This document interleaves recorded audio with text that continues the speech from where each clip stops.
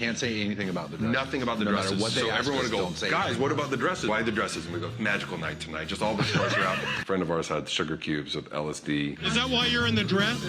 It's just such a magical evening, and everyone looks so spectacular. You know, we just wanted to be a part of it all. It's a night of magic. What?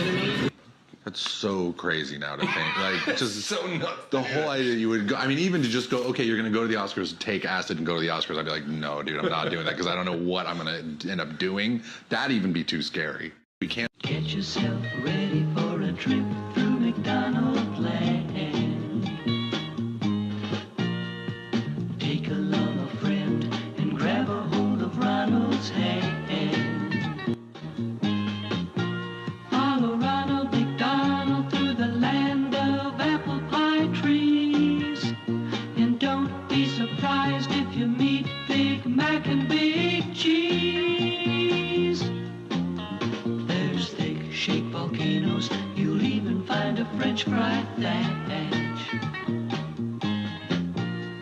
Now just turn around and see if you won't find a hamburger patch as you're heading for a McDonald's in McDonald land, a McDonald's in McDonald land, a McDonald's. Come on, it's time for bed. Okay? Alright, you guys, get some sleep, okay? You are my sunshine, my only sunshine. You make me happy, skies are gray. You'll never know, dear, how much I love you. Please don't take my sunshine away. You are my sunshine, my only sunshine. You make me happy when skies are gray. This is day one of watching Joe Rogan. He's, interesting, just talks about stuff and has some good jokes. This is day two of watching Joe Rogan, and I started taking more vitamins and supplements, and I feel pretty good, including AG1. This is day 3 of watching Joe Rogan, and I am now an orange belt in Brazilian Jiu-Jitsu. I do judo, and I eat elk for breakfast. This is day 4 of watching Joe Rogan, and according to Graham Hancock, the ancient pyramids of Egypt are actually power plants that generated energy and electricity, which is what inspired Nikola Tesla's Wardenclyffe Tower through conducting electricity through piezoelectricity. And according to Jimmy Corsetti, Plato's description of Atlantis perfectly fits and describes the Eye of the Sahara Rishat structure. This is day 5 of watching the Joe Rogan podcast, and the big pharmaceutical industry is lying to you. They are a multi-trillion-dollar business that are not health providers, but publicly traded corporations that prioritize not your health, but shareholder profit. They don't want you to know about ice baths. They don't want you to know about the carnivore diet. They don't want you to know about AG1. They don't want you to know about hyperbaric chambers. If you're not snorting AG1 every single day, you are a victim of the pharmaceutical industry. You should be snorting AG1 every single day, taking DMT for breakfast, and eating elk meat that you hunted 3 times a day. Take your ice baths, wake up at 5 a.m., train hard in jiu-jitsu, and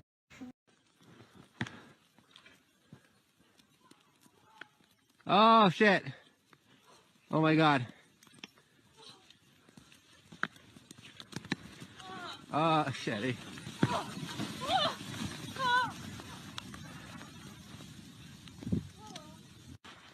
That was so scary. Oh my God. I need to step back so I can get some movement. It's in his head. It's in your forehead. Take it out of your forehead. If you sneeze and I say God bless you, the only thing you should say is thank you. I don't need to hear all of this. How did you get in my house? Why is my window broken? I'm calling the police. Ain't nobody got time for that. Be polite. If you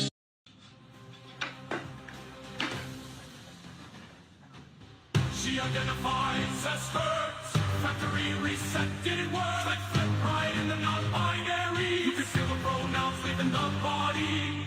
Right in the they thems. No surgery needed then.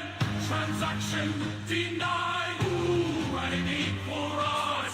She got down in Fortnite. Trying to kick flip, learn how to do a lip slide. Gender fluid everywhere. It almost became almost where. That's a cheap way to transition. Right in the 10 sickles, right in the transmission. Flat slam right in the mystery box. Straight in the who knows what. Like you see a card at an ATM. Oh, Black Betty, jammed your clam. Busted your lip for sure. Take away the Peter Stan was later Tony Hollywood. GTA 6 will feature pride parades? Dude! Oh no. I used to work for Gordon Ramsay back in the day, and people always ask me, what's the worst thing you've ever seen him do? Well, this was back in the days when Gordon used to do a lot of coke. Christmas Day, 1998, there was this drunk customer constantly complaining, constantly sending things back. Gordon got pissed off. He walked out into the restaurant, said something to this guy. The guy followed Gordon to the kitchen. Next thing you know, Gordon gets this guy in a headlock, opens the door to the walk-in freezer, chucked him in, closed the door, padlocked it up so he couldn't get out. Gordon just said, oh, he'll cool off, don't worry about it. Anyway, the service carried on all the way through the afternoon, all the way to the night. We finally finished at 9 PM. We forgot about this guy in the freezer. He's been in there 8 hours by this time. Anyway, I opened the door. The guy looked like he'd just been to the Antarctic on an expedition, honestly. Anyway, turns out he got frostbite, lost all of his fingers and his toes, went to court and everything. Not many people know that story. True. I used to work for Gordon Ramsay back in the day. Stan, what's the difference between a noise and a sound effect? Most people tend to classify both of them together, but a noise is different in that it's nondescript. You can't identify it. That's a noise. A sound effect is describable. You know what those are. You can identify those.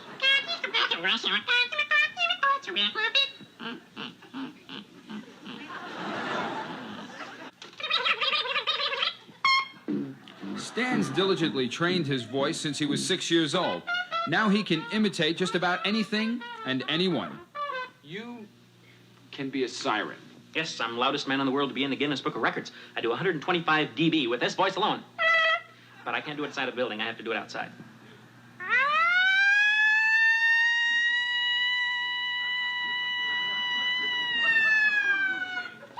Stan Lemkuhl admits a certain resemblance between his vocal talents and those of Robin Williams of Mork and Mindy fame. So it seemed only appropriate that he bid me farewell in Martian, as only Stan Lemkuhl can speak it.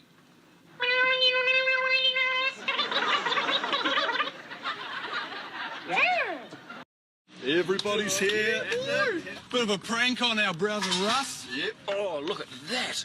Basically, ideas. We're plumbing his whole house with beer. And this guy's going to come home and it's going to get awesome. See on it? I don't think he's dusted under there for months. Camera. Little camera in there. Got a shoe cam down here. Yeah, just a pretty simple setup.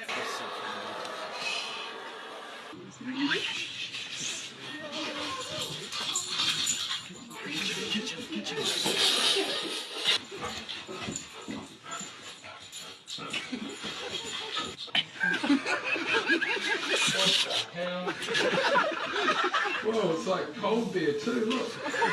He's going butter. No way. Oh my gosh. Got no fresh water anywhere. Here come the overalls. It's filming it all on his phone. It actually tastes really good. Did it come up? Here it goes.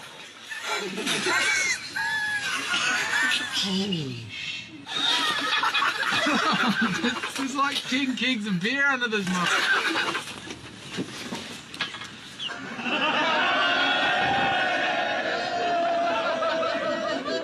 Party of mine, boys!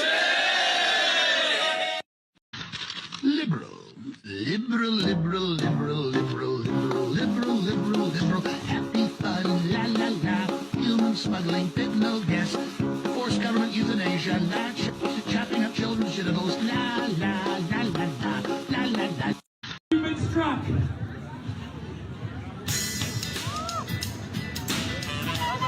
You've been struck.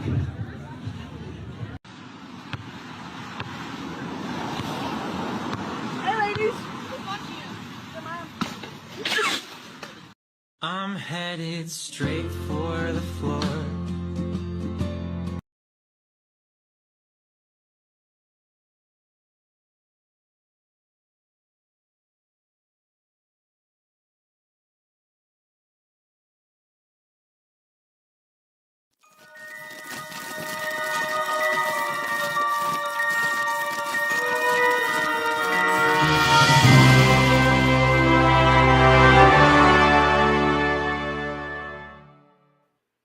Hello, happy Thursday. Welcome to Creative Chaos. Anybody that's new here would not know this is a show that's dedicated to shining a spotlight on fascinating people creating fantastic things outside the mainstream. And I've got a good one for you tonight. But of course, first we got to go through our opening spiel. First off, my wonderful co-host, the Batman, is not going to be here tonight, so our opening won't be as long as usual because I won't be catching up with what Batman's doing. But I do know he's at a country western concert with somebody he doesn't know who they are. So I'm sure we'll hear all about that next week, and I hope he's having a good time. All right, so Creative Chaos. It is sponsored by Flip City Magazine, the magazine that I publish along with Scott McKenzie. You can see I'm wearing this awesome red cap. And I've got something to tell you guys about. Anybody that's a regular viewer or follows me on social media knows that we have an ongoing collaboration with the Madness Comic Network. And we've got our final one of this quarter coming up. So I'm going to give you guys a little bit of information on it for anybody that may want to participate or just kind of know what's going on. So, Cause if we can bring up that first slide. So this is the Flip City is Madness collaboration. What we do is once a month on the last Saturday of the month, we get together with the draw streamers that usually show up on the Madness Comic Network draw stream, and Flip City takes over and gives them a theme. Our current theme right now is classic cartoons experiencing modern problems. You can see down in the left-hand corner, Pebbles, or let's say Roxy, has an OnlyFans account, and let's see, Wed and Filma, they don't like it very much. So this has been a really fantastic collaboration. The creativity is off the hook, and I'm super excited that we're closing this one out at the end of the month. If you're interested in participating in it, the theme is kind of self explanatory. It's classic cartoons experiencing modern problems, and you would just submit a CMYK PDF, TIFF, or a JPEG to FlipCity at flipcitymag.com. You can always DM me on X. That's at Kitty Flip City over there on X for direct details. Or show up this Saturday. Let me know if you want the link to join live or talk to us in chat. Oh, shoot. I don't have the link to that, but it's going to be on the Flip City Magazine channel as well as over on Madness Comic Network or Madness Entertainment Group on YouTube.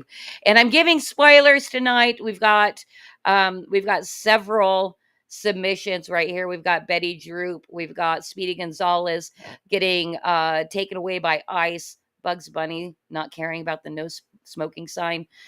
This piece here, the Speedy Gonzalez being taken away by ICE, is submitted by the wonderful and hilarious Doc Blaylock. And I've got one more spoiler for you here. It wasn't even on the thumbnail.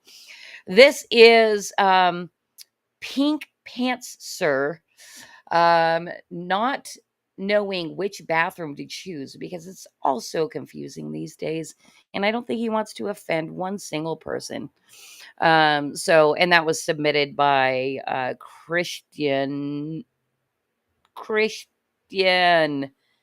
We've had him on before.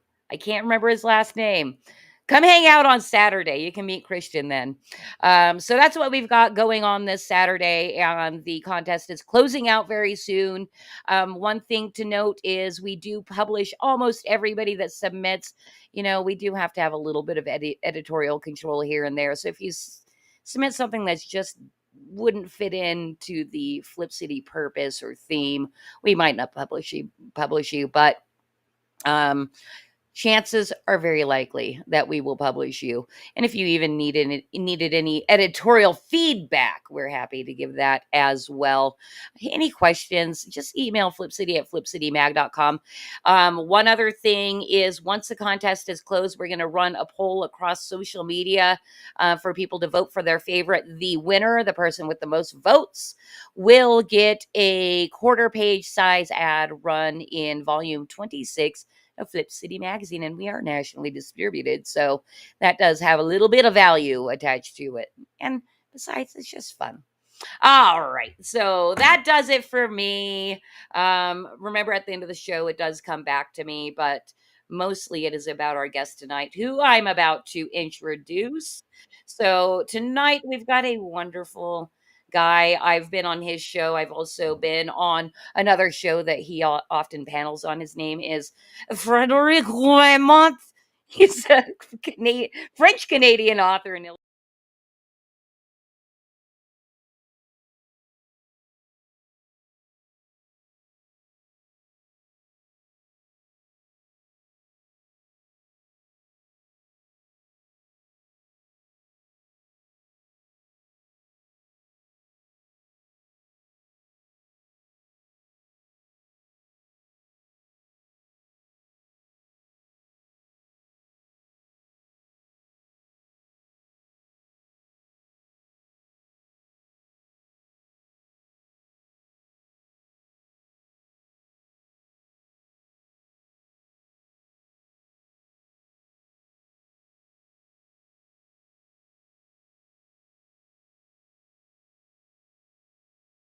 you're going to be on soon.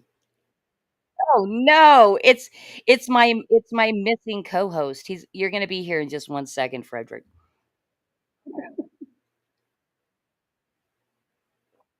Give me another drink. I need it stiffer. There you are. Oh, I got one. I got my red wine here to join you, Chrissy. Thanks for having me. I'm ready to unleash my madness upon the world. Although I'm not sure there are any conspiracy theories left. I thought they were all became true now. Well, you'll find out once we get to the conspiracy wheel, because I get a little out there. I mean, it depends on what we land on, but that's at the end of the night. We don't even have to talk about the conspiracy wheel right now, but I do know it is my regular viewing audience's probably one of their favorite segments that we get into. And just to let you know real quick, the first 30-40 minutes is about you, and then we get into our segments, and that's where things really become unhinged. Oh, well, that's because you don't know me. I'm very unhinged. So the first 30 minutes That's might what I mean. That's why I invite people like you on. So we can get unhinged together. Usually when I meet new people and I tell them about me, they look at me like, are you just like making things up when you're talking about yourself? And it's a lot of people think I'm making stuff up when I talk about my past a little bit. Okay, well, that sounds like a wonderful place to start, in fact, because usually we have a segment right here at the beginning called Fanboy for Us, but I'm skipping it tonight because that's my co host thing. And there's a lot of questions in there where I just kind of nod and grin because, I'm not a fanboy. I'm You're hardly a a fan fangirl. woman. I'm not even really that. I'm a, I, I'm a unique individual within this scene of a ton of really rabid fans of comics and media and stuff like that. Like, anyway, it's not about me. We'll all get along just well. It's fine. Yeah, it's fine. And I have been, because I love nerds. That's the thing. I just love nerds. Like, you guys are so smart. And here's something I didn't know about you when I went on your show, and I'm like, oh yeah, this guy totally is. He's like a geek for liberty, right? Because you're an Nah. early Bitcoin adopter. Well, it depends on what you mean by early. I guess time has passed so much that I could be considered early, but I got into it at early 2017. So I think that's 8 years ago. That's pretty early. Yeah, it was at $1,000 when That's I very early. well, see, I was talking to a friend who had some back when it was at $300, and I was like, "Oh, well, I'm too late. Obviously, like it's already $300." It's like I missed the boat is what everybody says in the beginning. Yeah. But yeah, I've met people who were in way earlier than that. I went on a trip last year. I met somebody who got in. It was at 88 cents when he first got in. If you can Okay. imagine that. Now, it was not Anarcho-Poco, was it? No, I never been to that. I went to it was a conference in El Salvador. So El Salvador is the country where you're sending all your prisoners now as Americans. El Salvador is like it was like the most criminally infested country in Central America, and Nayib Bukele, who calls himself El Dictator, came in and kind of solved the criminal problem. He threw everybody who had tattoos, he threw in jail. Like any tattoos? No, like I think it's like gang tattoos. Is the Yeah, idea. yeah, like the MS-13 tattoos. Yeah, and he also threw their families in jail because the families were profiting from the criminals as well. So he's accused of being like very draconian and over the top, but it went from like the least safe country to the most safe country because of this change. And another change that he did was adopt Bitcoin as the official currency for the country, along with the US dollar. Right. And now, how long ago did that happen? I think that was 2021, I want to say. I think so. I don't think it was 2020, either 2020 or 2021, around that time. Did Bitcoin jump then? After that happened? Yeah, Bitcoin got a real bad crash during the lockdowns, during the whole COVID thing. Like, because Bitcoin's the most liquid asset ever. So anytime there's any movement, there's any turbulence, it's the first one that people will go to get cash real quick. All So right. that's usually what happens. So it had a crash in, I think, in 2020. I don't have the graph in front of me, but if I recall correctly, and then it started going back up, and it was going, and it's been going up pretty much ever since. Like that's the last kind of big crash it had. Okay, cool. Hey, here's the thing. I definitely want to pick your brain more about Bitcoin, but I do like to keep kind of the beginning more about you and your project and what you're doing. So I'm saving more of this for Mansplain, our very first segment, after we talk more about what you're doing and why. So Sounds good. I do like to kind of start with getting like the elevator pitch for your project. Yeah. So how do you explain it? So basically, I kind of grew up wanting to be a superhero comic book artist since I was a kid. And I wish you just stopped with the word superhero. well, see, that's the thing that's what I like. I like big muscly guys and girls like beating up on each other in costumes that look like wrestling. It's just my thing. I know it's not for everybody. It's kind of going out of style with like the kind of overdose we had with the movies and everything. But that was my jam. That was kind of always my jam. I really like to draw. I think it's interesting to draw human bodies in action. It's almost like a ballet of sorts, but it's violence and crime fighting and all that jazz. And I was really close to kind of breaking into comics in my early 20s, but kind of life had different ideas. Everything kind of crashed for me when I left my parents' place, and all my life kind of got sidetracked with those plans. And I ended up like getting into like computer programming instead, doing like web stuff, which is way easier to kind of earn a living than trying to break into comics. Because anything that has to do with art is, it's hard to make ends meet. When you do get contracts, they're not always well paid, and you're often like a long period of time between 2 gigs or 2 contracts unless you get a nice sweet deal. And so computer programming, web programming was kind of the opposite of that. It's like you get a steady job. It's kind of easy to do. You kind of get overpaid for what you do, and there's a lot of downtime. You don't work as much, and so Okay, doesn't sound bad. no, it's great. But the problem is it was not my driving passion, and it felt like I wasn't doing what I was meant to do. See, that's kind of the thing, is when you have a passion for something, it's kind of irrational. You kind of got to do it despite it not making sense financially and stuff like that. And fast forward, I lose my job because the owner of the company forgot to plug a fridge, and he didn't insure his new offices until the morning after. And so the fridge kind of like melted all the ice. The ice went into the neighboring company, and basically he lost a lot of money. And this company had to fire a bunch of people. And I was one of the guys who was fired, which turned out to be a great thing. Like in life, sometimes a lot of the things that I thought were bad in my life turned out to be the greatest things that ever happened to me. Right. I mean, there's a reason there's that saying of, when God closes the door, he opens a window or something like that, Yeah. And I believe that to be true. I think you could live life a lot happier if you kind of have that mindset. Yeah. I mean, you don't feel that in the moment, but I lost my job, but I had like about a year's worth of benefits. So, and at the same time, a friend of mine was like, "Hey, you should buy like $100 worth of Bitcoin." He had like a coupon code where we'd both get a kickback of like, I think, $20 worth. And so he was nagging me, "Come on, buy $100 worth. Just get into it. Just buy it. Trust me, you won't regret it." So I ended up buying $100 worth just to shut him up.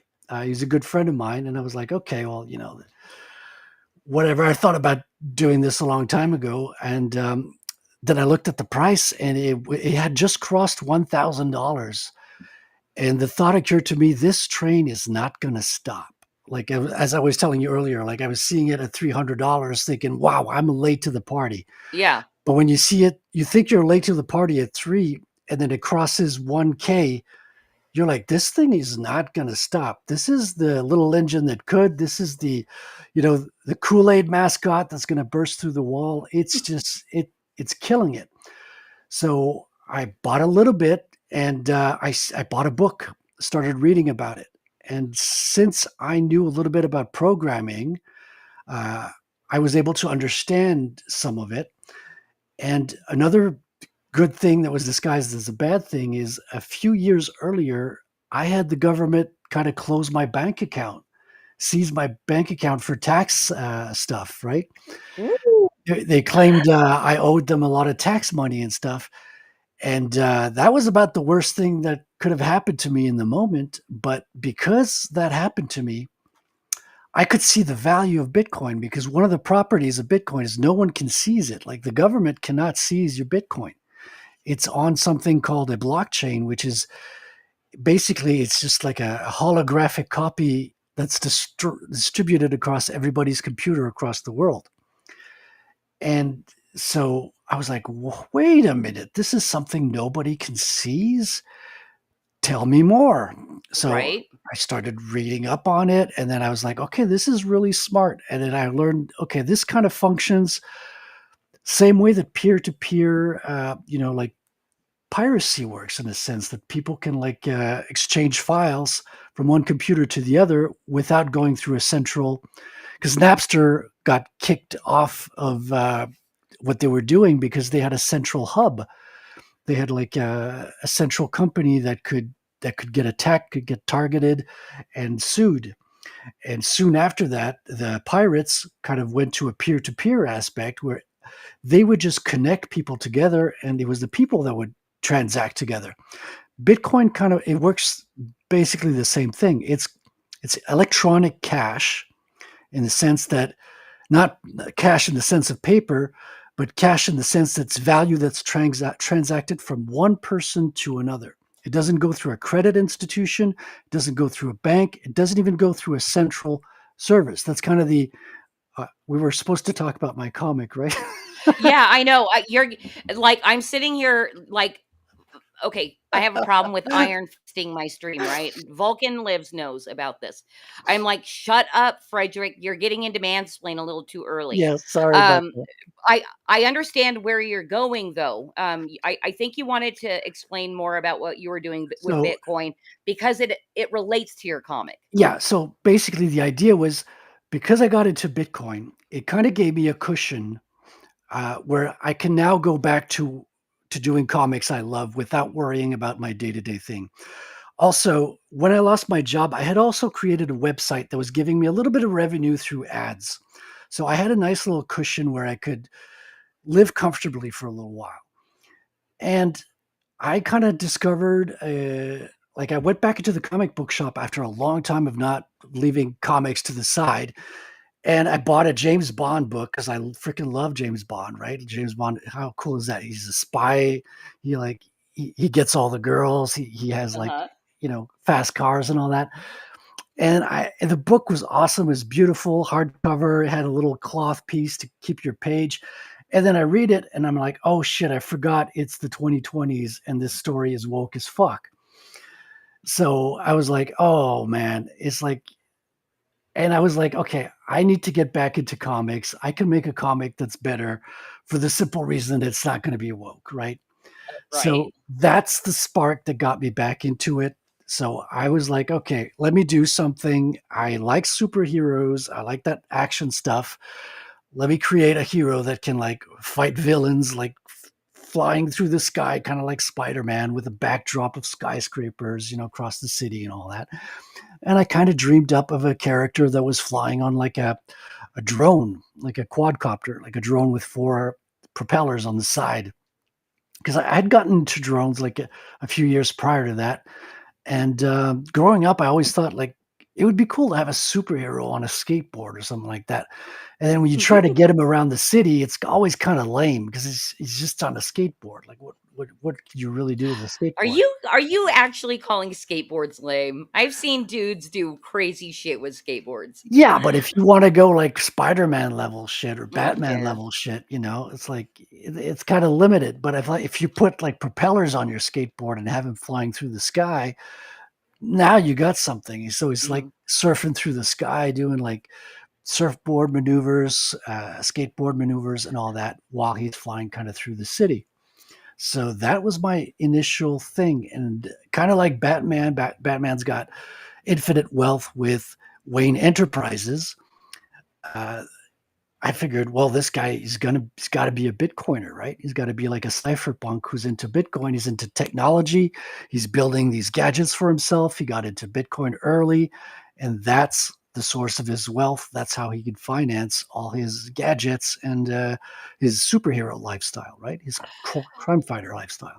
Yeah, and if you don't mind me breaking in, because in like your description that you have on your website, you say he's using Bitcoin to dismantle the system that once imprisoned him.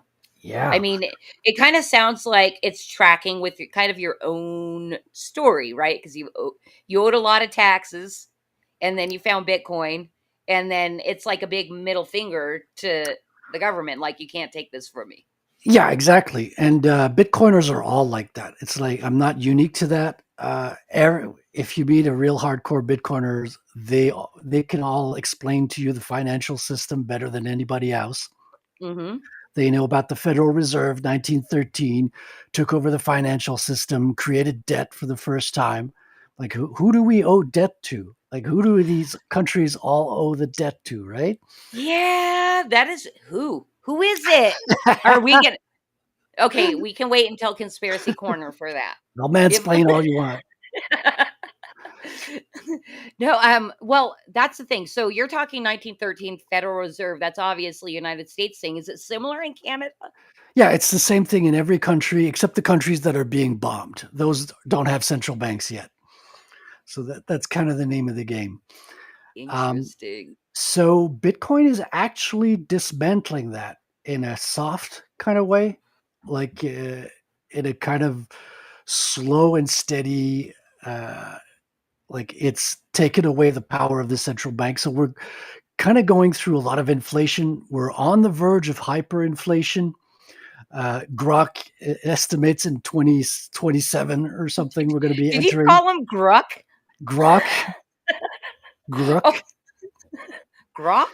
The XAI, the Twitter AI, seems to be thinking we're going to go to hyperinflation in a couple of years. Now, which version is this? The Digi Hitler one Oh, the or Mecha Hitler? Mecha? That's No, I don't think so. I think this is just a regular one. oh, okay. But back in the time of Hitler, you had kind of the same situation. Like Germany was going to a hyperinflation in the Weimar situation, but they had no parachute. They had no way out. So people were carrying around wagons of barrels of money to go buy bread. The money you got in the morning, you had to go spend it quickly because by the end of the day, it wasn't worth what it was worth in the morning. So those are extreme hyperinflation situations. And we're not there yet, but that's kind of the end game for fiat. Fiat is just paper money, right? Because I'm going to mansplain again. In 1971, Richard Nixon took us off the gold standard.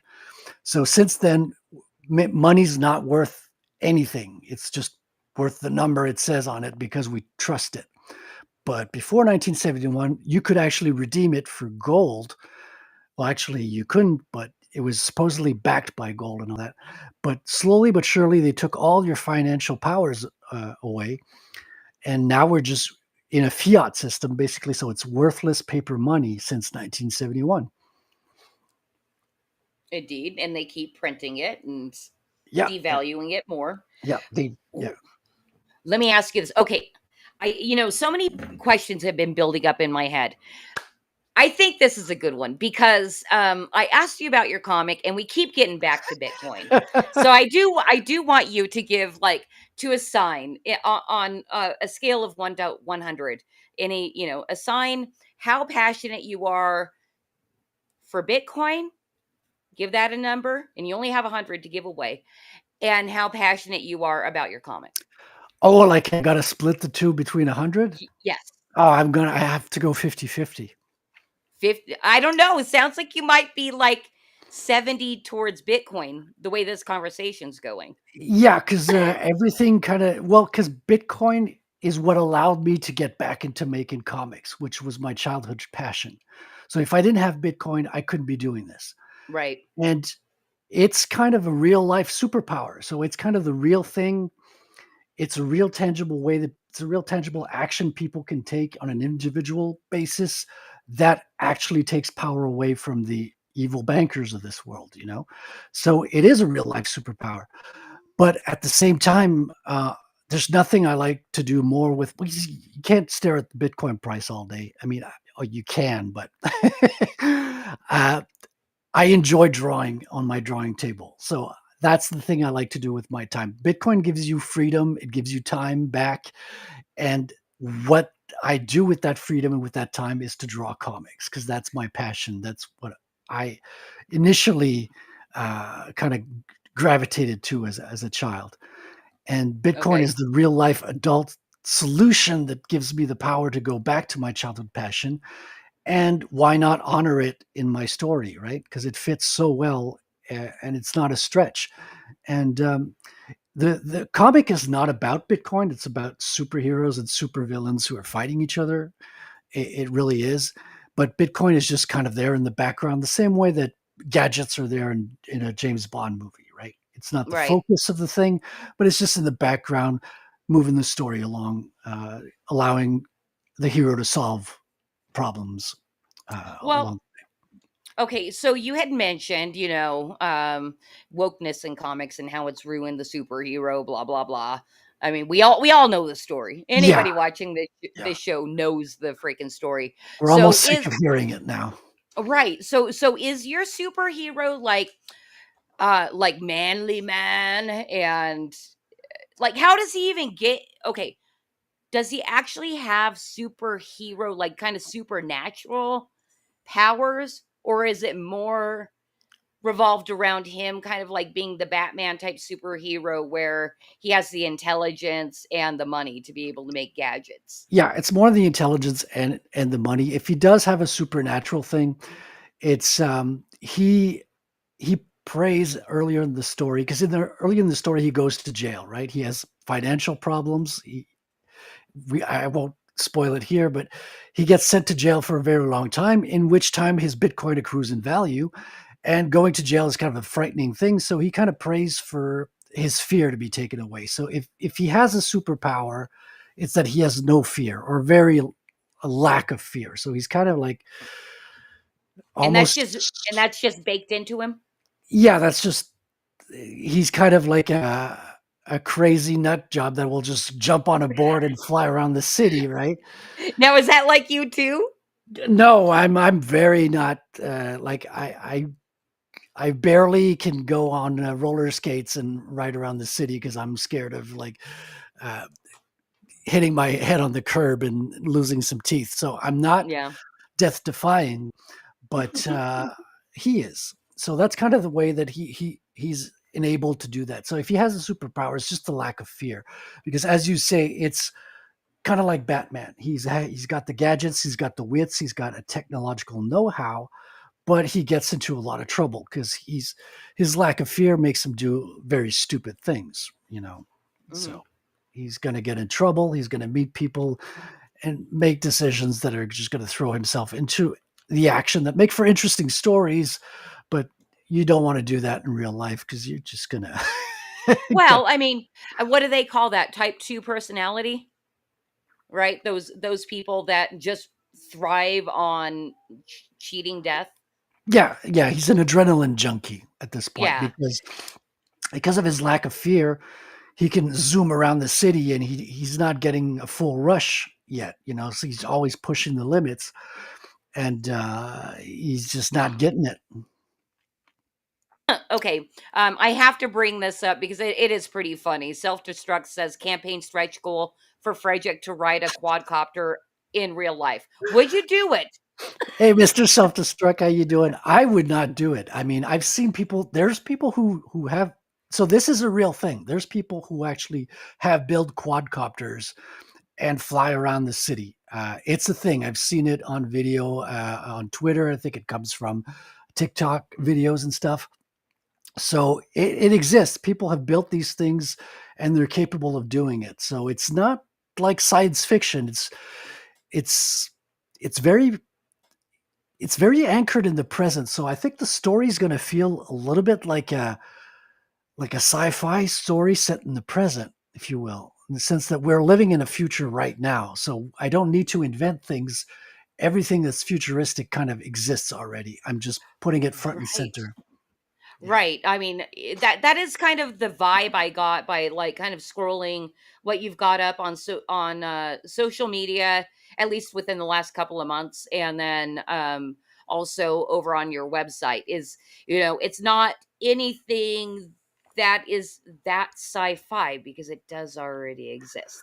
Yeah, And exactly. So I'm just stretching the truth a little bit with it to make things cool and happen the way they need to in the story. But it's all things that really exist. And I'm just kind of like making them, fitting them into this one, what do you call it? Hodgepodge of a thing that into this character.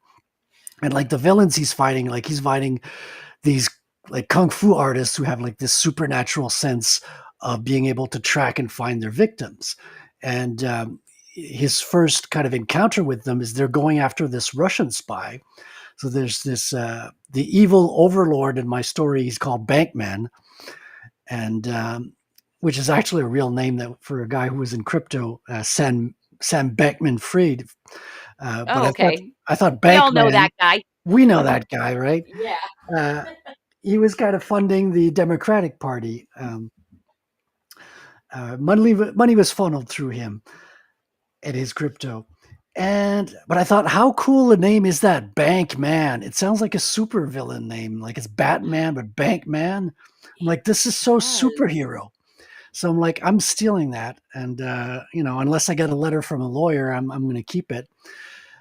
and that's kind of the supervillain. And he purchased this, basically this slave of a long gone era from the Soviet times, from the KGB super soldiers, where they kind of built these super psychic spies.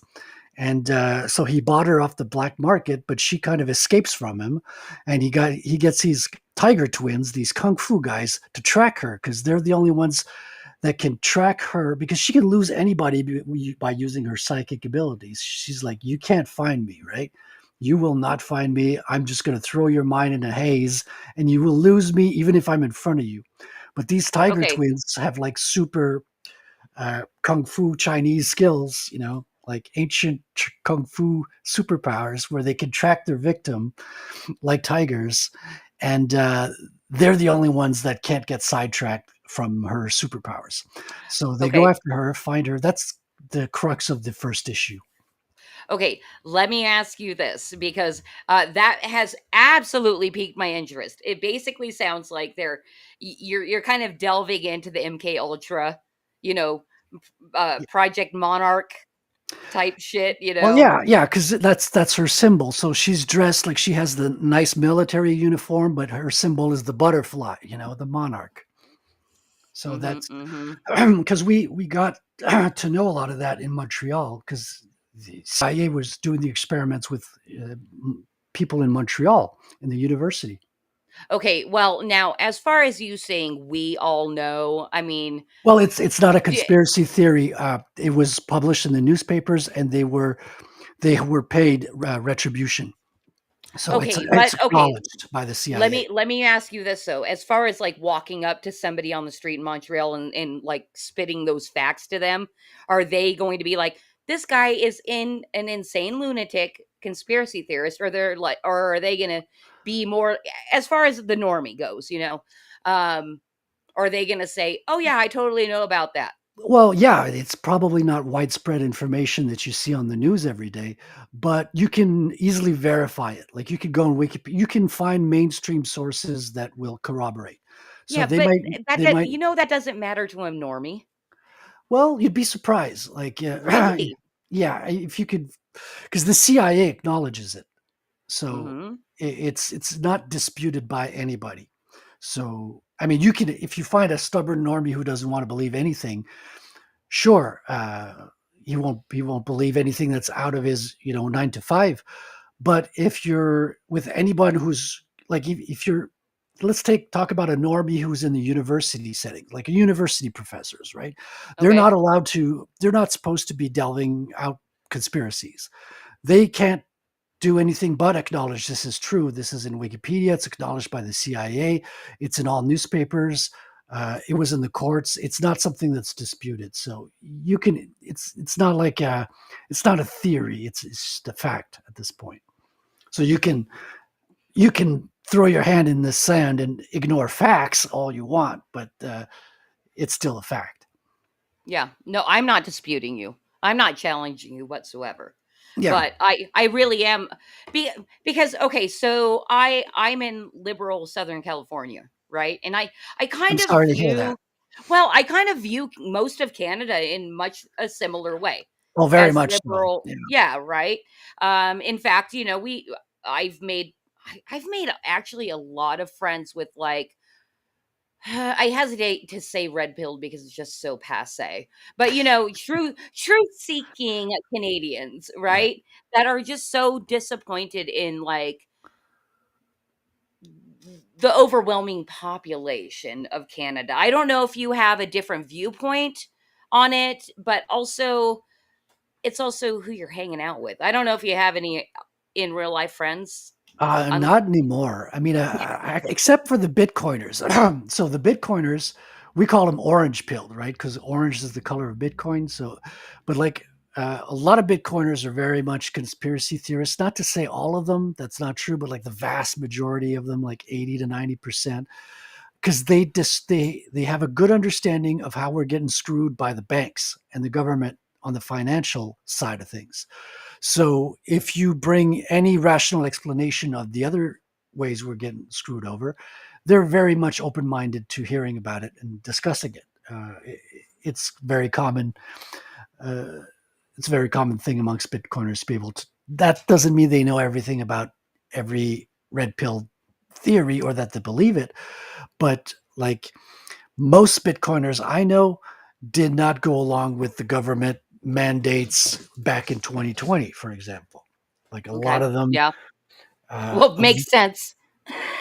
right? You Because know, they're like, if you're smart enough to like invest in Bitcoin, there's no way you're falling for that bullshit. yeah, but I You mean, know, again, it's like the psyop. it's 80 to 90%, not 100, right? So it's not everybody, but a vast majority of them did not buy into it or just found a way around it. Like they got their pass, but they didn't need to get the woke poke to get the pass and things like that. Right. Now, as and you do not have to, you definitely do not have to divulge your medical history, but my assumption is you are you consider yourself a pureblood. Yeah, I did not go You along with weren't it, which you is weren't coerced. no, because I was in a good position where I didn't have a job at the time. So I did not have anything that kind of forced me into it. I mean, they forced people to wear masks to go inside shops. I was locked out of restaurants for a while. If I took a trip across the province, I could not go into a restaurant and pee, for example, because you had to have, a pass to go inside. A So I had to sneak. pass. Oh, I don't think I knew that. I'm Oh sure yeah. plenty did know. What was the pass like? What was the what hoops did you have to jump through to get a pass? So I did not get one. So I was without a pass. I know some people who, well, I'm not going to say too much about that, but some people were able to get passes without going through. But Mhm. the way you got a pass was by getting your vaccination. Okay. So So they imposed the restaurant restrictions. I think it was the 4th of, was it September or November? But the thing that got me is that you had the same thing in Germany back in, I think, the 40s. Well, they stopped Jews from going to restaurants, and it was on the same day of the year Oh, that, really? yeah, I thought, oh, this is symbolic. This is like it's either a happy coincidence or somebody's following a calendar or something. That's So interesting. Hey, you know what, Frederic? This is what I want to do real quick because we just keep getting on these subjects I that just keep actually this is mansplaining, yeah. no, no, no, no. I'm sorry. It's one of my streams came back on and distracted me. Okay, so this is what I want to do. I do want to close out talking about your project real quick so that we can get back into the real conversation because you know um For sure. Watch this. so When we're in conspiracies, I'll keep going back to comics for some reason. that's fine. We're gonna see. We're just gonna go with the flow. Sounds good. Um, Sounds good. all right. So my question about what's going on with your project Yeah. and your website and all that kind of stuff, because you do have a kind of cool thing going on your website, is you have trackers as far as your progress is going. I Yeah. think you're a little behind on it because you did say on social media your Yeah. inking's done, but that thing, your little tracker bar isn't full. So go fix that. Yeah. And then, so what's the plan? What's going on? When are you launching? And this is the first book in the series, right?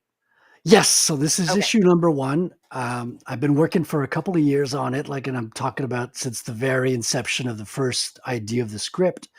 And a couple of weeks ago, I think it's got to be 3 weeks now, I finished drawing inking the last page. So in black and white, my part of the work is done. I've got a colorist who does much better at colors than I can do. So he's the one that's taking it over and putting colors on top of that. It's going to look real professional. It actually looks stunningly beautiful when they come back to me. I'm like, wow, this is much better than I thought it would be. So I'm waiting. It's in his court for that. Um, I don't have a launch date yet, but I'm about to set those shortly. So the way I'm starting to build my GoFundMe on Fund My Comic is what I should say, because it's not a GoFundMe. That's that's something else. But yeah, I've got a Fund My Comic page that's in the works. We love Fund My Comic. Yeah, we do. Luke, shout out. Love the work you're doing. And I'm also going to do something a bit different. Is I'm at the same time I'm going to be funding on Geyser, which nobody watching knows what it is. I know. I saw that. I'm like, what the hell's the Geyser? And I didn't even go look. So tell us more. So Geyser is kind of like a Fund My Comic, but for Bitcoin. I knew it. I knew it had to be, Yeah. Bitcoin related. Yeah. So I'm going to be doing something exclusive on that aspect because a lot of my clients are going to be Bitcoiners who are not necessarily people in the comic book space, but they're people who support projects related to Bitcoin. And when I tell them, hey, I've got a comic book that's coming out. I'm sorry, Frederic, I have to interrupt you with a slow clap. For having something outside, you've built an audience or a friend group or something of people that are going to support you outside of the comic book space. Huge. It's huge, you guys. Like, if you're doing your own thing, please find something outside the comic book space in which you can promote. I just had to put that in there because it's good advice. Yeah, no, for sure. I'm not, I mean, I could take the credit and go, yeah, I'm so smart, but I think it's just kind of a happy accident of things that it's just because I'm in this space, because it's something that's a passion of mine. Like I was going back to 50/50, like as it's not even a joke. Like I love comics as much as I love Bitcoin. I've been going to Bitcoin meetings before we knew it was Bitcoin meetings. Me and my friends used to hang out and say, damn, I wish there was a Bitcoin meeting. And then we found other Bitcoiners in the city, and then we started attending Bitcoin meetings. And since then I've gone to conferences. I went to Nashville where Donald Trump announced the strategic Bitcoin reserve. I'm sorry, was that in the libertarian thing meeting? Nope. That was that's at a something Bitcoin else. conference in Nashville in 2024, sorry. So last Cool. year, last summer. So I went to Nashville. I went to Montreal, which is right next to where I live. I'm not in Montreal myself. I'm in Quebec City, which is about 3 hours from Montreal. And I went to a conference in El Salvador. So I kind of did a tour of conferences last year, which I'm not doing this year. This year I'm kind of focusing on getting the comic book done, trying to like stay at the drawing table as much as possible and get the project moving along. But yeah, I was there in the crowd when Trump came out and announced the strategic Bitcoin reserve bill. So, that's not just a thing for geeks on the fringe anymore. It's like countries are getting into it. Corporations are putting it on their balance sheet now. This is not just a speculative asset anymore. And again, I'm jumping ahead. We're talking about my comic. Yeah, okay. We're closing out the comic conversation because we got to get into mansplaining because you just keep mansplaining anyway. I know. It's my nature. So let's do that. And we pretty much did do it already. Thank you so much to Vulcan Lives for dropping the link again. You guys go check out Frederic's website here. It's super easy. It's retailcomic.com. And I'm pretty sure you have an email list that people can sign up for. So there's that when you do decide to launch, they'll know. Yeah, for sure. And the best thing to do as well is to follow me on Twitter. I do like regular updates on there. I'm very accessible. You can just hit me up, message me, at me. And so I'm setting up the crowdfunding as we speak. So we were talking about like Fund My Comic, Geyser as well. That's going to be interesting. I'm interviewing the guys from Geyser tomorrow live on my channel, Chrissy. So good. That's awesome. Yeah, I'm going to be asking them questions in person. That's going to be really cool.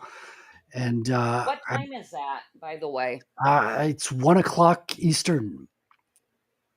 So the channel has my name, but it's going to stay on YouTube. So hopefully I can have. Yeah, that's fantastic because on Fridays there's not a lot going on at that time as far as live streaming goes within whoever I follow. So That's 10 a.m. my time. I'll try to Cool. be there. Cool.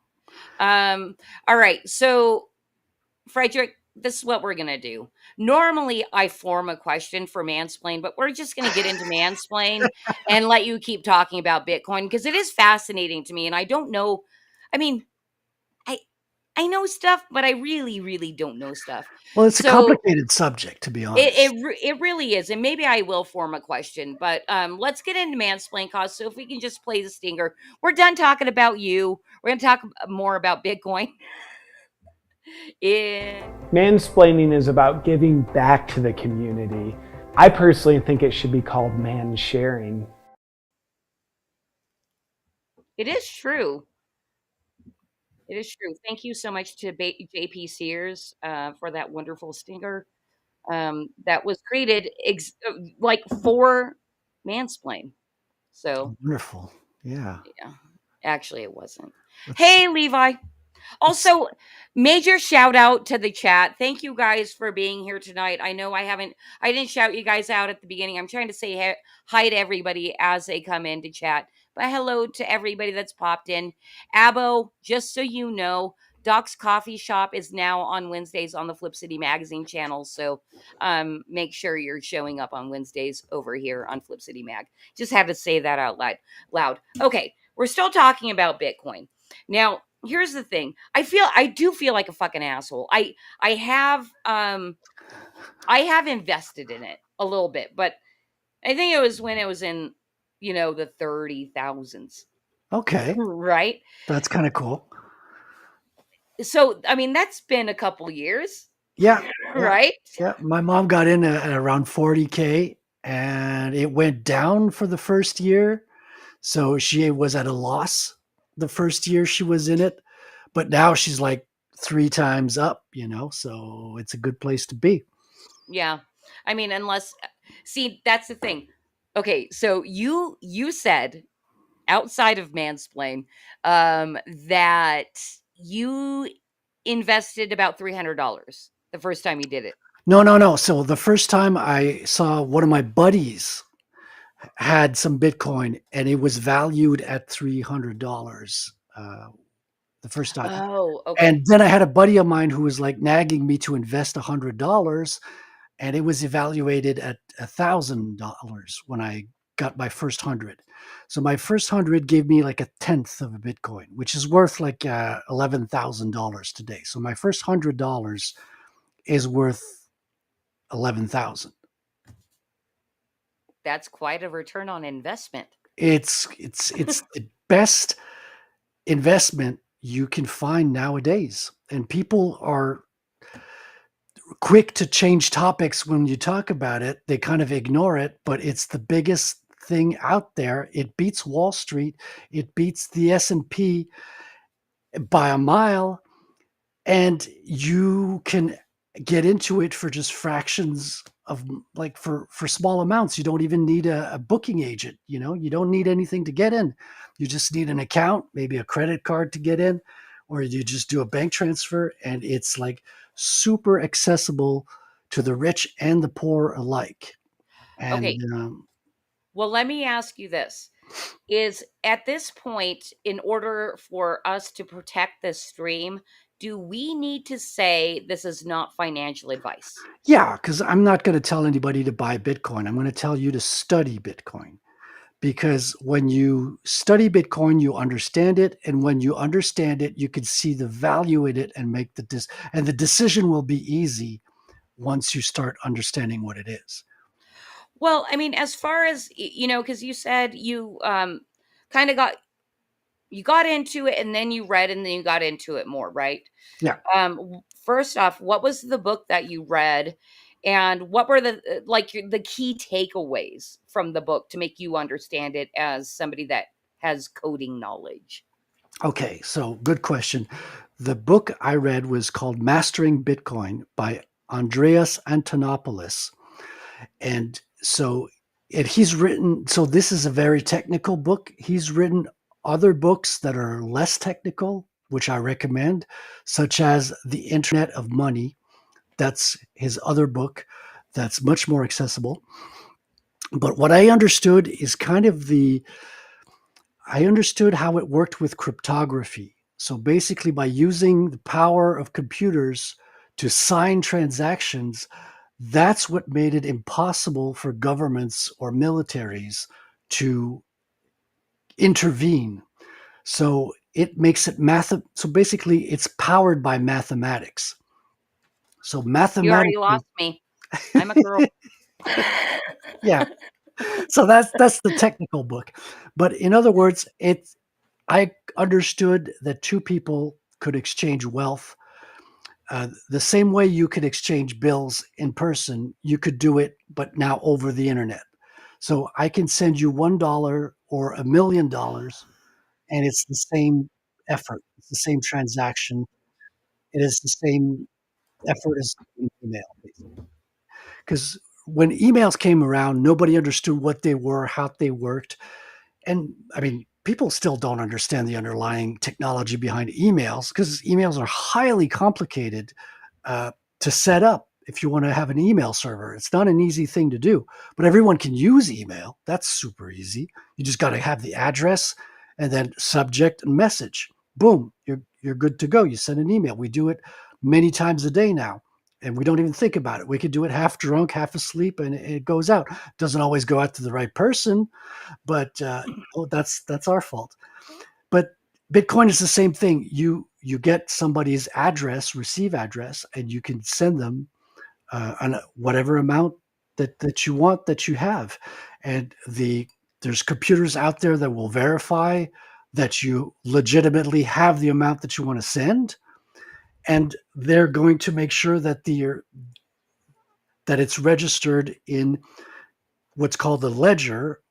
It's called the blockchain, but the blockchain is just a fancy way of saying an electronic ledger, right? So it's the oldest thing in the world.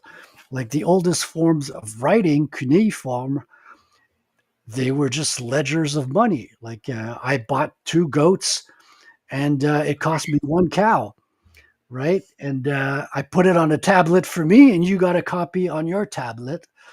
Bitcoin is the same thing, right?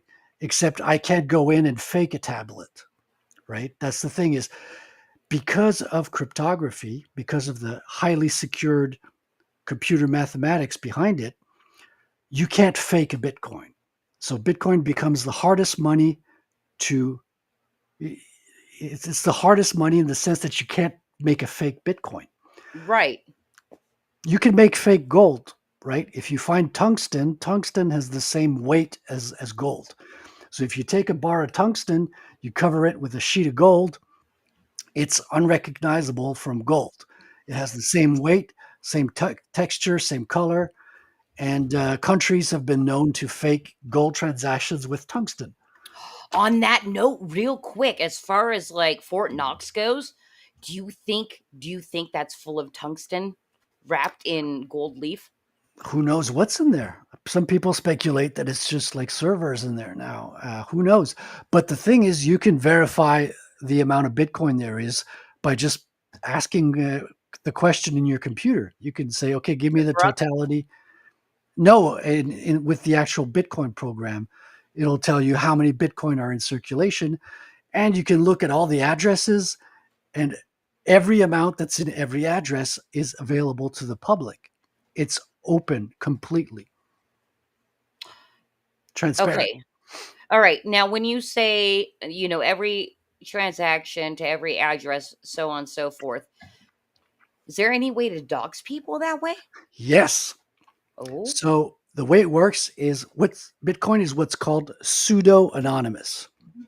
So you have addresses which are just a bunch of letters and numbers.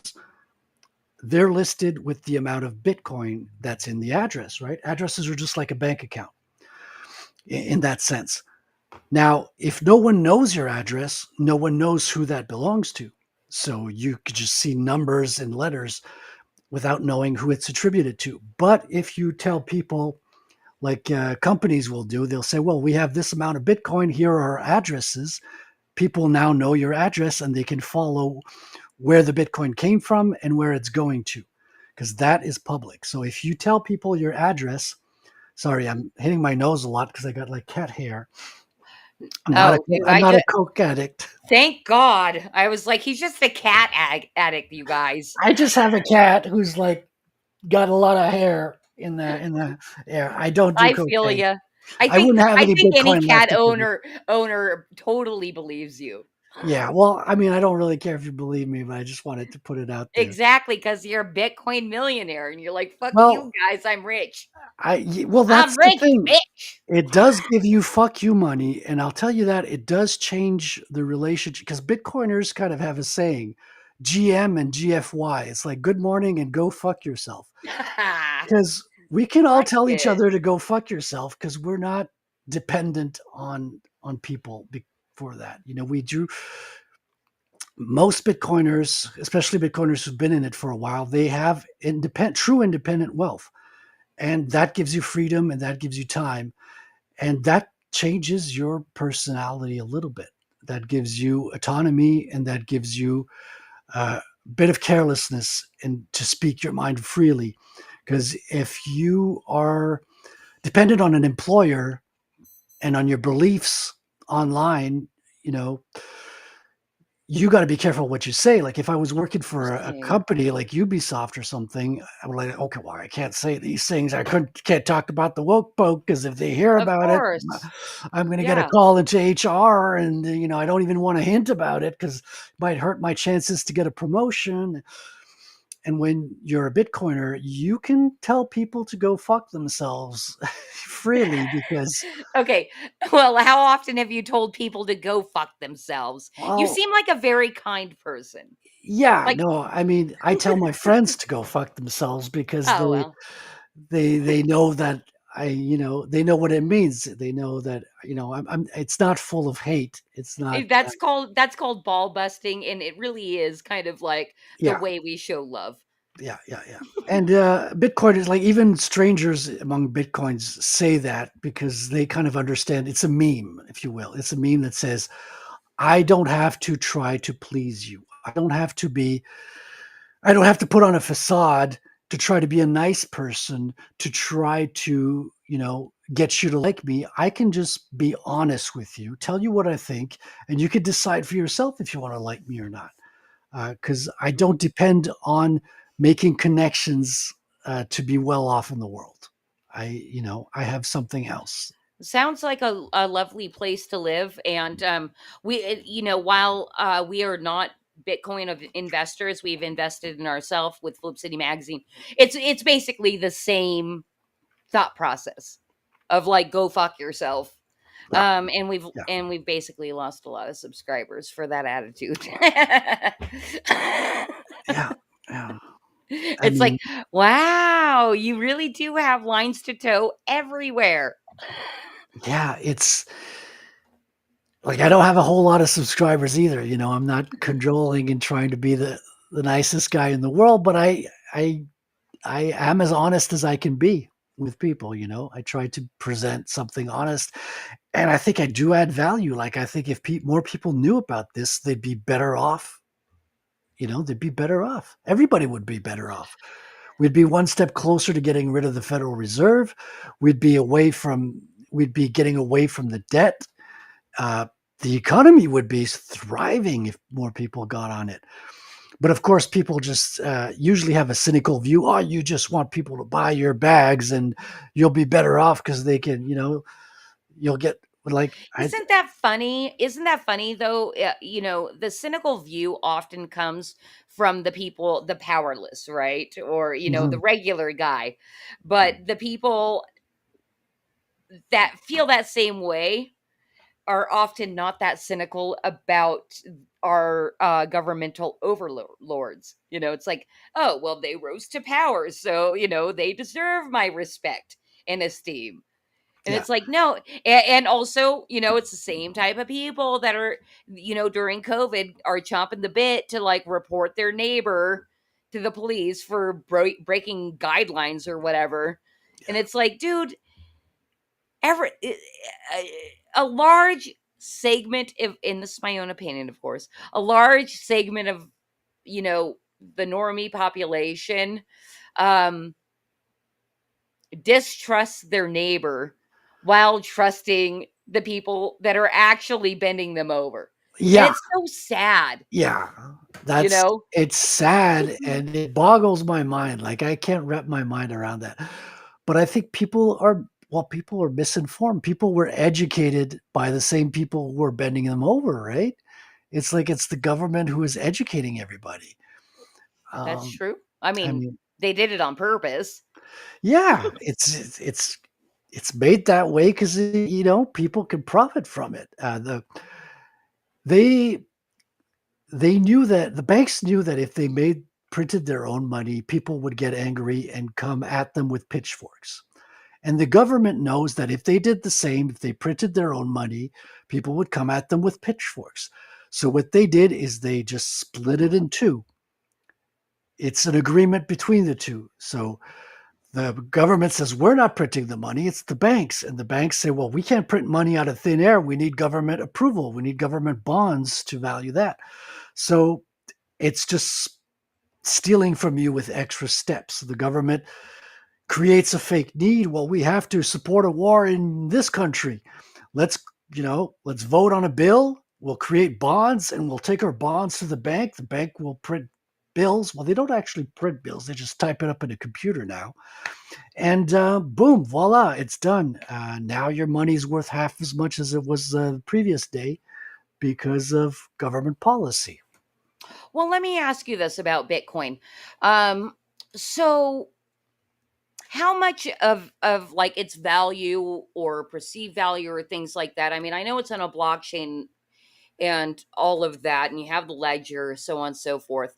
But how much of it, like its value, has to do with actual confidence from the average Joe Schmo? Well, it has That to it's a do. thing. It has to do well. You don't need the confidence of the average Joe Schmo. You need the confidence of the Joe Schmo who's buying and selling Bitcoin. Oh, okay. So people that hold it know its value, which is why most Bitcoiners don't sell it. They're like, I'm going to wait till it's worth more because most Bitcoiners think, well, first of all, they don't want to. They're not waiting for a number to sell it because what are we going to sell it for? Paper money? Like that's worthless. Right. So they're just keeping their wealth in Bitcoin, and they want to pass it down to future generations. Bitcoiners see Bitcoin as generational wealth. They see it as something that they're going to pass on to their children, their children's children, and the dynasty that they're building with their family lineage. Okay, now you had just said, you're not exchanging it for paper money, but as far as using it to buy goods and services, people are, Bitcoiners are doing that, right? Yep. So you could do both. So you could change it back into dollars to go buy groceries, right? So you do that, but you spend just the amount that you need to get what you want. So Bitcoiners have a saying, kind of like, the only things you should be selling your Bitcoin for is for things that will have like a life-changing impact, right? So you're not going to sell it for a car because your car is going to lose half of its value driving off the lot, and it's never going to gain value. It's only going to lose value. So Bitcoiners are there's a meme where Bitcoiners have the most rusted up, oldest car you can imagine, and they have like they wear old underwear with holes in them because they value their Bitcoin more than buying a new pair of underwear. So there's also a meme that says Bitcoiners don't have chairs because if you truly believe in Bitcoin, you'd sell your chairs for Bitcoin. Now, this is not a real thing in real life. It's just a meme, but it goes to say how much that they value the Bitcoin in the sense that you won't spend it for frivolous things. So things that you might be frivolous upon with your paycheck or your dollars, you won't be with Bitcoin because your dollars are going to be worth less next year than they are now. So you might as well spend them now because everything's going to be more expensive next year. So, it's cheaper to buy whatever now than wait till next year because your dollars ain't going up. They're stable, but they're on a sliding towards zero kind of way. Whereas Bitcoin has it's more volatile, but it's volatile going up. So, it's It's like, can you ride a stallion that's not entirely tamed? If it'll get you, somewhere fantastic over the mountain, or you just want to slide down the mud slope in, a steady slide, but you're going to end up with the pigsty. It's an improvised metaphor, but it kind of Fascinating metaphor. In fact, I was like, I know he just made this up on the fly, and I'm like, okay, yes, beautiful on the mountaintop. Oh, he ended up in pig shit. Yeah, well, that's the thing is people are like, well, it's way too volatile because dollars are stable. Yeah, they're stable going to zero. Like it's like going on a very nice and steady slide towards the bottom, but you're just going to poverty because people ask, well, is Bitcoin a get rich scheme? It's like no, but it's a don't get poor slowly scheme. Right, right. Oh wow. So my actual Twitter tweet today that I did to promote the stream, it kind of worked. What was that reference to? What you said. It's not a get rich scheme, but it's also a get not poor slow scheme. Yeah, absolutely. That's Yeah. 100% true. Yeah, because if you want to get rich with Bitcoin quickly, you're going to be disappointed because it's Well, I very mean, you missed the boat at least well. because plenty of people did in the No, beginning. no. I mean, Yeah, didn't they though? that's the thing. I thought the same thing at $300. I Uh-huh. thought the same. Thought this, and then at $1,000, I realized, well, this train is not going to stop. There's a new train going every 10 minutes, right? So the thing is, but you got to wait. You still got to wait many years for your train to get to destination, right? Because Bitcoin works on 4-year cycles. Every 4 years, the amount of Bitcoin that gets distributed is cut in half. So if you got to get on your train and then wait your 4-year cycles. And when you've been through enough cycles, then your worth has increased and you've got freedom money. But you got to get on the train. If you keep watching the train go by, it's not helping you. You got to get started at some point, right? And but the Okay. train's never going to stop. Bitcoin's always going to increase in value. Now, is it going to be as volatile as the early days? No, it's going to be less volatile, but it's still going to increase. It's still going to be worth more than $1, and it's still going to be worth more than any return that any bank can give you with interest. That's for sure. Oh yeah, that is for sure, for sure. All right. I think final question on Bitcoin, although I would not be surprised if we just keep talking about it in the future segments because it's turned into a Bitcoin stream. Everybody, we've got Frederic Guimont here. That I really wanted to say your last name that way. I It's apologize. it's good. It's good. You say it with a Um, smile. That's all that counts. okay. Nope. I think we're just gonna end mansplain because I've been drinking tonight, and so the thought like completely left my head because I'm super duper excited to get into conspiracy corner with you, and this may even be an extended conspiracy corner because we skipped fanboy for us. So cause if we can just get into conspiracy corner, let's do this. Let's do it.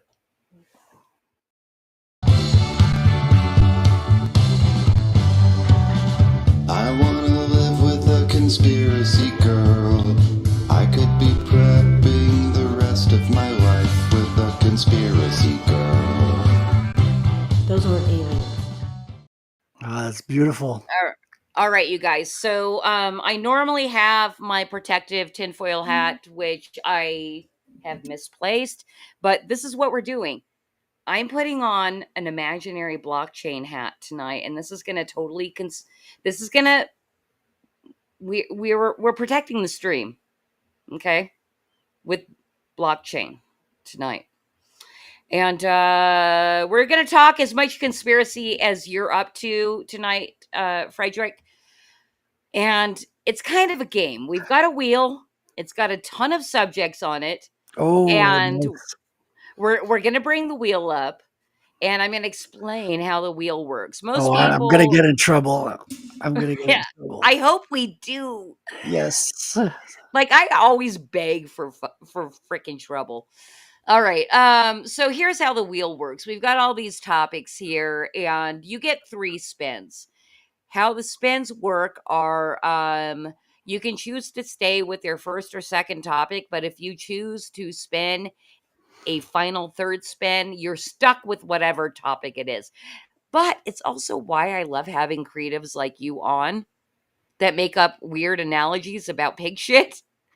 Um, is you can, even if you don't know anything about the topic, you can make shit up. I'm reading about them and I know something about each of them. So I'm sure you do. I mean, this is a Christie created wheel. It's not too deep. So, do you understand how the wheel works? yeah. So do I And click or is it... we're not that technologically advanced. Okay. We're not on the blockchain Yet. yet. So when you're ready to spin, just tell Cause you're ready to spin. I'm ready as I'll ever be. Let's go, All right. Cause. Hit me.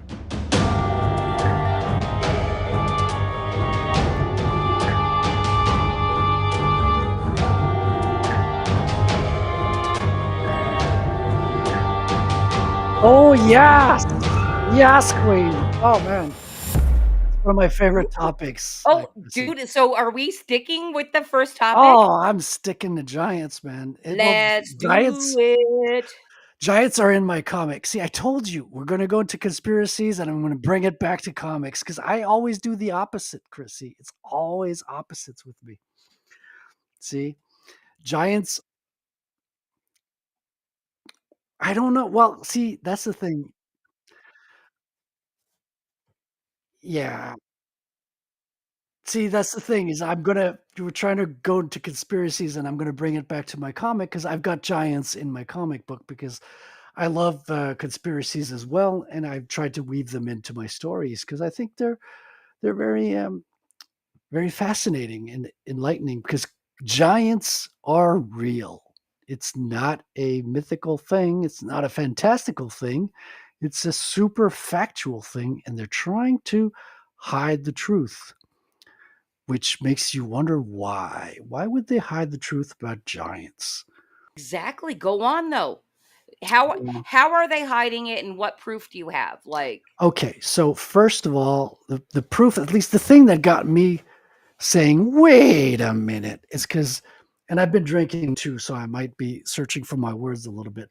no, that's But fine. This is what creative chaos is all about. Get more chaotic, please. first of all, if you look at old newspapers, they have records of the finds they had of giants and their heights. So it's a fact if you look at old sources. Uh, Self-destructs Tartario. Let's fucking go. You know it, man. You know it. Yes. Oh, I missed that. I missed that well, kind of the same See, thing. it's all back to comics, Chrissy. You can Yeah. opposite day. Um And so the thing about Oh wait, that hold on real quick. Because you had mentioned old publications. By old publications, what do you mean? newspapers. Like from when? Oh, the 1800s. Okay, go on. Yes. So the thing that got me thinking was like just the reasoning with the Smithsonian. So from what I understand, and correct me, chat, I'm mistaken because I often am, but most of the time I'm not. So let's dig into it. So what we've been noticing in the modern times, or what the official verdict is about giants, is giants are not real because the Smithsonian tells us they're not real because they go by all the bones that are found of giants and then they analyze them and they tell us, well, we've concluded they're not real. Okay, so think about this for 2 seconds, okay? They go by the bones, then they analyze them and they conclude they're not real. Now, if you were going to buy something, would you analyze it before or after you buy it? Well, I mean, if they're buying it with Bitcoin, they're rich. So they're rich, bitch. So, they have money to burn. So the thing is, they always come to the fact that they're not real after they bought them. They never go to a fine and say, aha, you tried to sell us giant bones and they're not real. No, they always buy and seize the bones. And then the bones are no longer accessible. They disappear from public record, and then they can solemnly announce that they were fake. But nothing tells us that they were fake. Like in the historical context, um, you know, even in the Bible, there's lots of references to heights, and people will be quick to dismiss the Bible, especially if you're not a believer. But I've realized in recent years the Bible is more true than I thought it was. Way more. Well, just kind of on that top, two things actually. Um, and I'm going to try to remember the second thought because you're going to have to respond. Number one is, why is it always the Smithsonian? Like, is that literally the only, place giant bones can go? And why does everybody like say, oh, it's the Smithsonian? I mean, that seems like a psyop to me. Do you agree? Yeah, agree. I mean, some people, it's not just the Smithsonian. I mean, some people have kept, I mean, there's a person who has kept a finger, a giant finger, as proof because he knew or had a hunch that it would disappear and he kept it, photographed it. So there's lots of photographs. We have Chrissy, we have a video of a Japanese giant. It's a video of him like he's like twice or three times the height of a Japanese, and you're going to tell me, well, the Japanese are not that high. It's to start with. I know, but it's like three times the height of a Japanese person. And it's an authentic video from, I think it's either early 1900s or late 1800s. And he's not exactly shaped like a human. It's not just a person that was like, it's not exactly a normal human with a higher height. He's got various proportions that are slightly off from you and me. And it's the one video I've seen of giants existing. We also see some videos of giants on mountains, and those are harder to prove because it's just a silhouette in the distance, but you can tell by the distance that it's not as high, that they're much higher than a person. So yeah, I've come to be convinced for all those reasons, historical newspaper records of the height of giants, proofs, photographic proofs of people keeping like fingers of giants. There's also a tale of the Afghanistan uh, giants who were like red-haired giants with six fingers, who might have Well, been descendants of Nephilim. Who knows? Well, isn't that the thing? Aren't most giants like described as red-headed, or am I just thinking about the Afghanistan ones? Well, I mean, I don't know all about it. The Japanese giant was in a video in black and white, and I think so. It's hard to say what color hair he had, but I think he had dark hair, if I'm remembering correctly. But that's a unique case from Japan. So maybe red haired is a common trait. I wouldn't know. And a lot of them are being found. It's just the remains are being found in America. Like lots of giants were found in America. If you read the old newspaper clips of that, and we're quick to dismiss it. Modern science, which I was brought up to believe, like they held the truth, and now I realize everything they've ever brought forth has just been allied with just a thin layer of truth and a mountain of lies underneath. It's very disappointing and disheartening to find out that a lot of what you learn in your childhood, in your life, has just been a mountain of lies. Yeah, well, just talking about the lies, right? And I think that's what I think it's kind of the beginning of becoming the conspiracy theorist is discovering a lie or two and then pulling on threads and then diving down way too many rabbit holes and then questioning your sanity, blah, blah, blah. Anybody watching this show, I'm thinking has had similar experiences, uh, triggered by one thing or another. Mine in particular was 9/11. Um, God bless 9/11.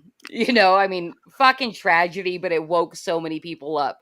Oh, you know what I was doing on 9/11 the morning of? Smoking weed? No, it was early in the morning. I was actually working on a comic book. See, I told you I was going to bring everything back to comics. No, it's fine. And I was watching The Matrix on VHS.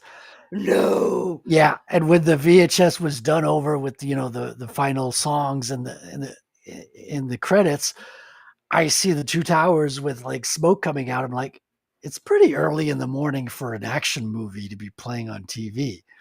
That was Yeah. like my first thought. And then they showed the Twin Towers and then Osama bin Laden. And I was like, that is so 1984. They're just like showing the event and then showing the perpetrator immediately. Like they've solved it all in 2 seconds. I was like, that is so 1984. That was like my morning on 9/11. Fascinating. I was woken up because you're Eastern time, right? Yes. Okay. Yeah, I was woken up by a friend who had a father that was living in New York because I'm Pacific, saying, "Oh, we're under attack. We're under attack." And then within 1 year, I was like, that's the thing. I never questioned shit before 9/11. And I swear, I think there were other outer worldly spiritual powers just saying, Christy, this shit ain't right. Right. And then I met my husband who had previously been listening to Alex Jones for 10 years. Met my husband, had our first date. And one of the first things I said to him was, I feel like 9/11, there's like things to like question. And he's like, oh my God, you have things to listen to. I thought you were going to It was say a it. That's what he proposed. it took us another 10 years. Oh, that's but good. Yeah. Anyway, okay.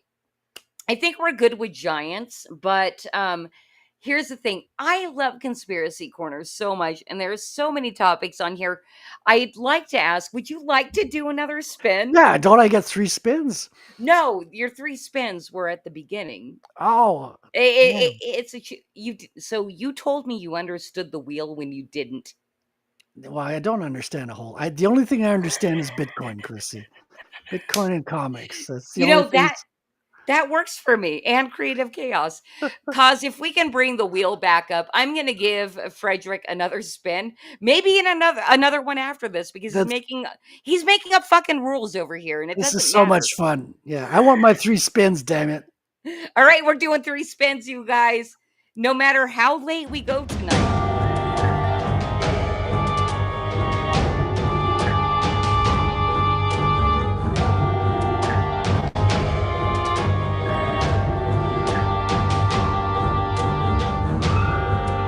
Are we gonna land on lizard people?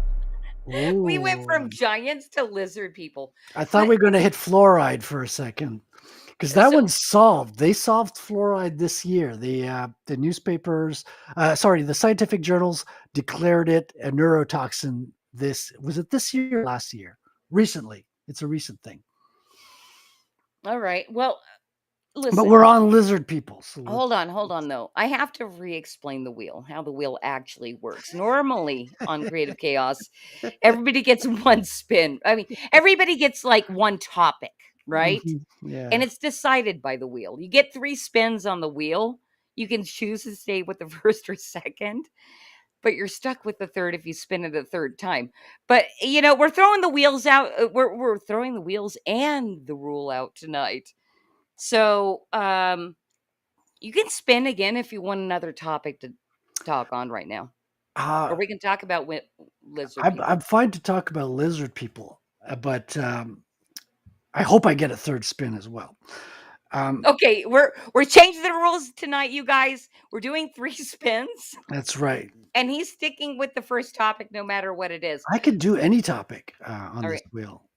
Lizard people, Frederic, I just have to pause you for 1 second. Yes. I'm ready to go. This is why I love Creative Chaos. I have to grab myself a beer. And you're fucking running my show for the 30 seconds it takes me to go get it. So I'm gonna highlight you. You talk on lizard people, and I'll be right back. Okay. Lizard people is the one that I don't have any assurance in this one.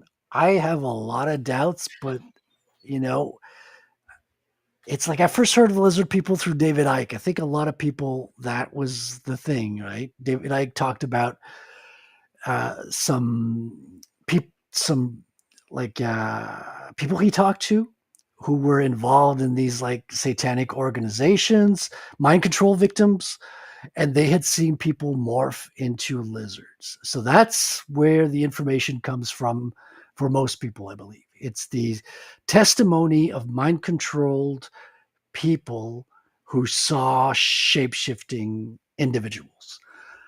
Now, I did see some weird stuff on video as well, but never full out lizards, never anything satisfying. Like I saw, what's his name? Like the CEO of Pfizer, I think he had like a big like frog throat breathing in one interview, which was really strange.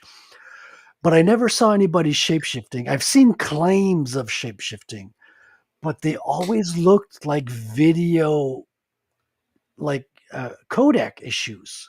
Like I've seen people say, okay, we see the lizard eyes. Oh, I did see one with lizard eyes. That was really weird. But most of them were like, you weren't sure if it was a video issue or if you were actually seeing something. Except this girl, at one point, I saw a video of her, and this was before AI, and she had these she could blink sideways, if you know what I mean. Like an alligator has like an extra protective skin over their eyes, which like they can blink sideways. That's what it means. So that's the most evidence I've ever seen on anything. So I don't have any evidence on lizard people. It's just testimony, and testimony from people who were mind controlled. So it could go either way. Were they reliable testimony from people who were put in situations where only mind controlled people were invited there because obviously you don't want anyone reputable to be in contact with this? Or were they hallucinating because they were mind controlled and this was another part of a hallucination? It could go either way. I'm kind of 50-50 on it. I don't know which it is. I can't bring myself to fully believe lizard people, and I can't bring myself to rule it out either, because there's lots of things. Like there's even this testimony of this guy who was working, he was a technician working in tunnels, and he testified to a war with lizard people in the undergrounds, and he lost fingers and everything, and he died shortly after of a mysterious death, which is always very suspicious. I think that lends more to credibility to somebody's claims than anything else when they're mysteriously killed off shortly after making a testimony. So, Hey, yeah, that's where I'm I'm at sorry, with lizard people. Frederic. One thing I've discovered about you tonight is you're a fucking fence sitter, dude. You're like splitting everything 50-50. It's very rude and not chaotic nor conspiracy cornerish. Hey, I'm not 50-50 on Bitcoin, I'll tell you that. Well, if you have to split it between comics, you are. Well, comics are the most amazing thing in the world. Like you can draw everything in comics. Like you could draw lizard people, you could draw babes and muscly That heroes is and everything. true.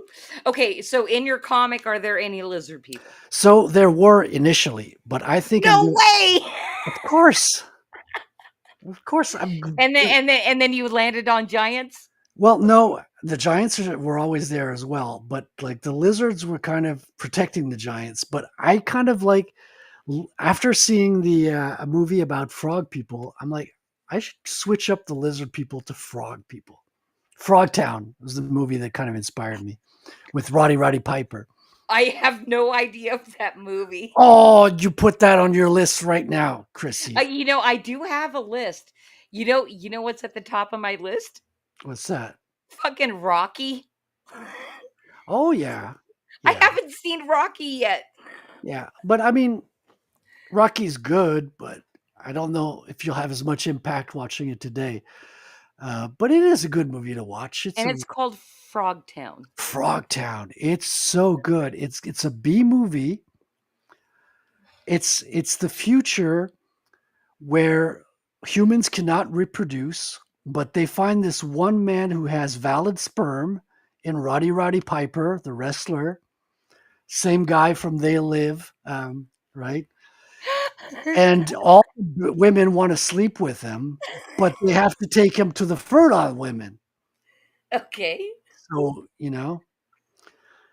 and it's just a beautiful, poetic, And metaphor horny. for our lives. It's Like, beautiful, poetic, and horny. yes, it's Like perfect it, film. like any kind of good B movie, right? Yeah, it's fun because it's a B movie. It's something you can enjoy with a good laugh with friends, and you're just gonna have a good time. The acting is terrible. The babes are hot.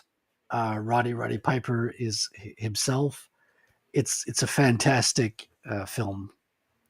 Well, let me ask you this, because we are talking about lizard people. Mhm. If you were to be able to be pushed over that 50-50 fence, where do the lizard people live? And have they always been earth dwelling? Or do they Well, come from somewhere else? they seem to be living underground from everything I've heard. They live underground.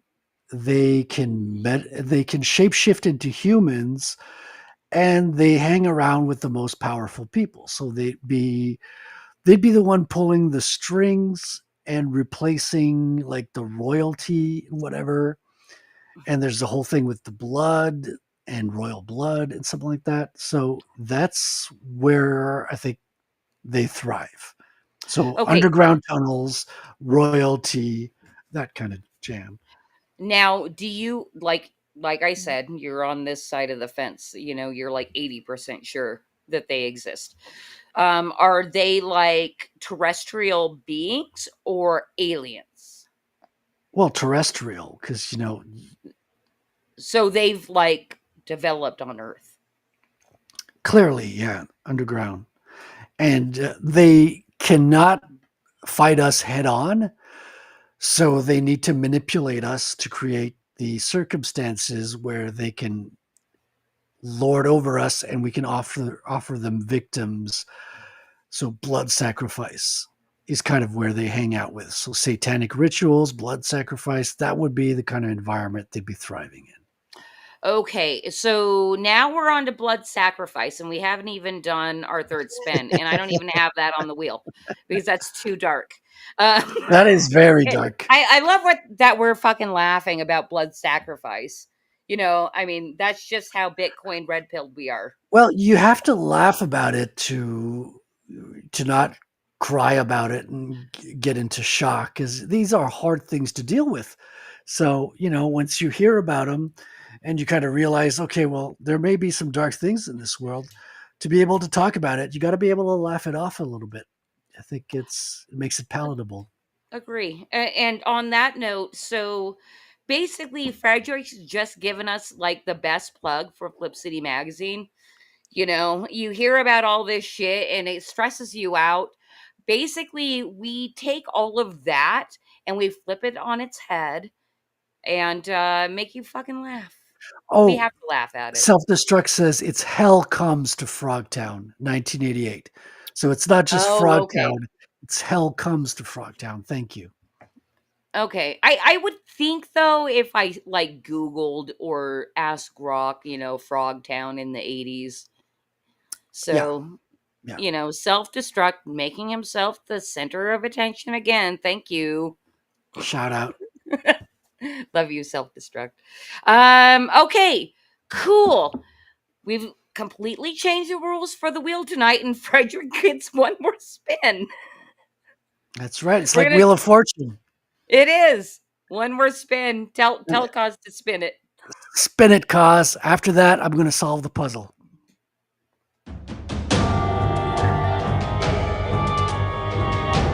Love the theme music. Thank you. It came preloaded into Wheel of Names. I will give you a free spin because this is like it's kind of like baby conspiracy. Yeah, we covered this earlier in the show, so Yeah, yeah, technically yeah. we already dove I'm into giving it. you a free spin. Yeah, it's too easy. It really is.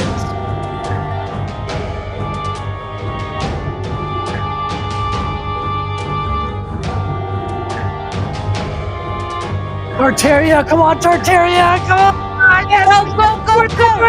Oh my god! I don't think. Oh. Oh, I've only landed on Tartaria with people that had no clue, It and so was we meant just to went again. be. I can't wait. I can't It's my wait. favorite topic of all time, Chrissy. I've got like a folder like full of pictures under the theme of Tartaria on my Which a lot of computer. people just call old world. Like I feel like there is a stigma with the word Tartaria. Well, Tartaria is a real place. It's factual. It's not a Yeah. theory. It's like it's on maps. It's on old maps. It's on old textbooks. There was the Tartarian language reached America before we discovered America. It's they found the Tartarian language here amongst the people. So let's get into it. Where should we start?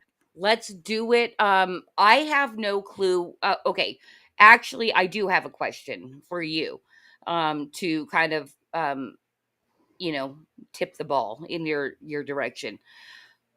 When was this kind of concept of old world Tartaria exposed to you? Like, in what form did that come? Oh, well, this was like recently on Twitter. So probably after the when Elon bought it, kind of lifted the restrictions on it. I think is Oh, when I started seeing pictures of this coming around. But Tartaria was hidden from us starting in 1945 in Moscow. They had a council where they decided to erase it from textbooks because it was in the just 40s, huh? 1945 Okay. after the Second World War. I think it's the Bolsheviks in Moscow came to a decision that they would erase it. So there's a million ways to go with this. It's almost overwhelming. Tartaria is a real place. It's on old maps. If you look at a map from the 1400s, it's very common to see where you would see Russia all the way down to Mongolia on the limits of China would be called Tartaria.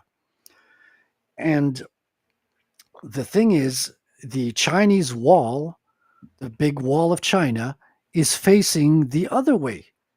So it's facing China, not protecting China. So it was built on the other side of China. So it's probably a Tartarian wall. And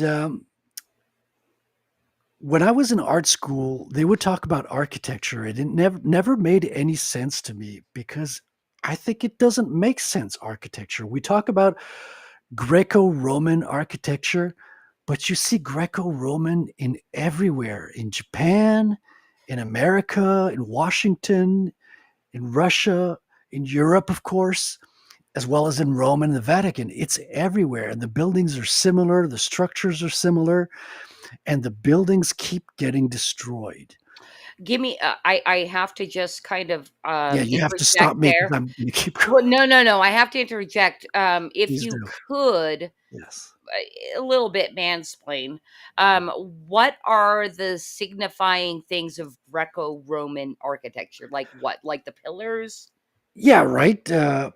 Pillars, huge stone buildings with dome rooftops, anything that you would see in Washington, right? All government buildings. We have huge, beautiful stone structures here in Quebec, like a beautiful building, a dome top, everything is in stone with pillars, and it's called the post office, right? Right. And well, that's the thing too. All of these buildings, the most beautiful buildings, they're all government owned. They're post offices, high schools, sanitariums, right? All things that you could build with wood. Courthouses. Yeah. So the theory goes that these buildings were not built but found. Right? We say founded, Founded. Yes, I love but founded. you could drop the ed. They were found. They were found in the middle of fields, and they were found with the the first level covered in mud. Because what goes with the Tartaria keyword is the mud flood keyword. So all these buildings, and we have them in Quebec, like we have churches, we have a castle in Quebec, and the first floor is underground and it has windows. Why do you need to put windows in your underground floor, Chrissy? Well, are the windows exposed? Well, they dug around them, but they're barely exposed now. And I asked somebody who was working at the Chateau Frontenac, the castle here in Quebec, Ooh, and speak more French to me, baby. oui, oui, chérie. And so I asked him, so what's the theory with these floors, these first floors? Well, he said, well, it goes back to the time when they were installing the sewer system. So they didn't dig back then. So they would build all the pipes and they would just cover the whole city in dirt instead of digging them underground. Because, it's much simpler to cover the whole city in dirt than to dig pipes and put them into the ground, right? That makes total sense, right? So it's these things that don't make sense. We're going back to pattern recognition. We're going back to connecting the dots.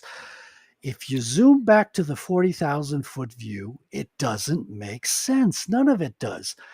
You have buildings in America that are the same exactly structural as in Japan from periods where they didn't connect to each other. Okay, so you basically went to the underground thing. Can we talk a little bit about the domes and the materials that they're made of and the theory that's built behind that? Free That's energy. that's one of my favorites about Yeah. this.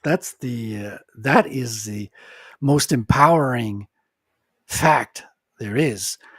Because they're all copper.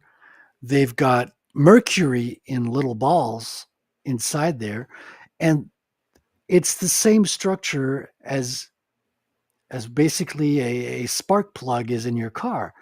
So the theory goes that you can get electricity from the differential in the air to the ground, and you can amplify that electricity with technology. And people used to have, and that's the biggest secret with Tartaria, is that you could have free energy and everybody had electricity in their house. Well, I say everybody, I mean the buildings that were set up for that, not necessarily literally everybody, but buildings could access electricity directly from the air with a copper dome. You'd have mercury inside one of the domes that would function with because when you put electricity on mercury, it starts to spin. You can amplify that. And you'd have copper wiring in the house. And get this, they would have like fireplaces, quote unquote, in their libraries. Would you keep a fireplace right next to where you keep your paper books? And all the fireplaces, none of them had any burning in it. And that's where the idea would be that fireplaces would not be used to put logs in that we burn as we know of today, but they'd have some other usage, whereas they would connect with the air, and they'd have I believe they would use, as the theory goes, they would use radium. Radium was a big key in the puzzle of free energy, because everyone is absolutely fearful of radium today. If you see radium, you most likely reaction would be to like back away and be scared of having radiation poisoning. Yet I've seen a video of a man who's a specialist in radiation take radium and swallow it to prove to people that it's not dangerous. You in the 1800s, there's if you look at newspapers from the period, there's lots of advertisement of ladies' socks being made with radium, makeup made with radium. Radium was in everything, it would I seem. did not know this. But nylon's in everything now. Yeah, which is plastic from petroleum, which apparently is scarce, except we never seem to run out of it, do we? Oh, good point. It's the most scarce thing we always have enough of. Why do I do this show? It's because I bring on a bunch of fucking weirdos talking about lizard people, mercury balls, and copper. Or wait, hold on. What are the domes made out of again? I think the Not domes copper. were made of copper. They It's are copper. Yes, I believe so. The thing is, they would have antennas, and they would. So the official story of the antennas was that they were flagpoles, except all the old pictures from the 1800s, none of them have flags on them, and they systematically dismantle them. And all the oldest buildings always get destroyed in world wars. And we have That a well, and fires isn't fires well, like the yeah, well, big thing? fire, it will burn through stone buildings like nothing else, Chrissy. It's amazing That's what I've heard. how fire just burns through stone. I don't understand how that works, but I keep getting told that's how they go out. Well, let me ask you this because um I think one of the top people, and I guarantee you he's not the best, but he's got a big following. One of the top people that when I started kind of looking into the whole old world Tartaria thing, I came across my lunch break. But you, like, where, if you were to like direct anybody that has no clue about this, where they should go to get like more information about old world and all the shit we're talking about, because it does sound insane for somebody that has no primer, right? But once you look Right, into right. it is mind-blowing if you have an open mind. Right. Well, Tartaria is one of the most beautiful conspiracy theories to get into because I think so it too. unlocks just a beautiful, picturesque because there's no horror, right? You're not searching for horrible things with blood sacrifice. You're just seeing beautiful structures that were supposedly made with hammer and chisel, but at the same time that we were building like wooden shacks in the cowboy period, like it makes no sense. Like how, especially if you look at the Indian structures that seem to work as machines at the same time. And it's astounding. So basically, you got to tell me what the question is again, because I just get lost in this topic so much. Yeah. Oh So no, how do you yeah, find? no, Right, like who would you right, suggest as like a primer for right. people to go look at? Okay. So the name doesn't come to immediately to mind, but I would advise people to just search these two keywords. So obviously you're going to search for Tartaria, but add mud flood to it. So if you search Tartaria and mud flood, you're going to get the best stuff.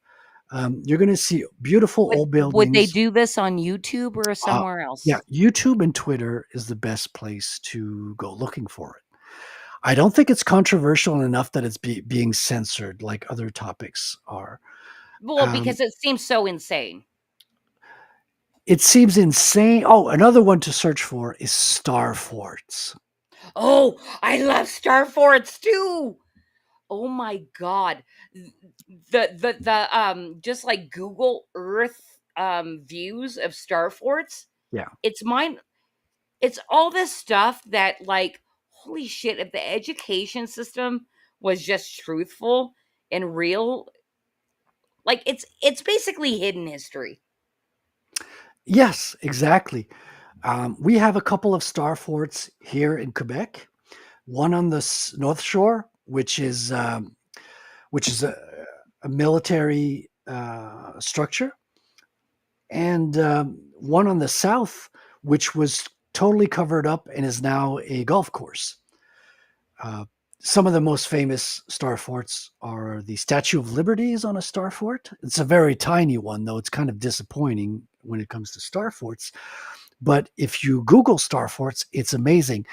And again, they make no sense. So the official story is that star forts were designed as a defensive structure against powdered attacks, powdered cannons, except most star forts were built before the invention of gunpowder. And if you look at satellite, because you have to look at satellite photos of star forts, that's the only way they make sense. They're absolute geometric perfection. So how could people in medieval times or at the beginning of the invention of gunpowder make forts that are absolute geometric perfection when viewed from a satellite? It looks like the effects you would have in water when you put sound to it. You know what I mean? Like when you put sound on Ooh, sand and things like that. Yes. You get these geometric shapes that come out. Star On top forts. of a speaker or something. Yeah, exactly, right? So Mhm. those happen very naturally. It's easy for anyone to replicate that.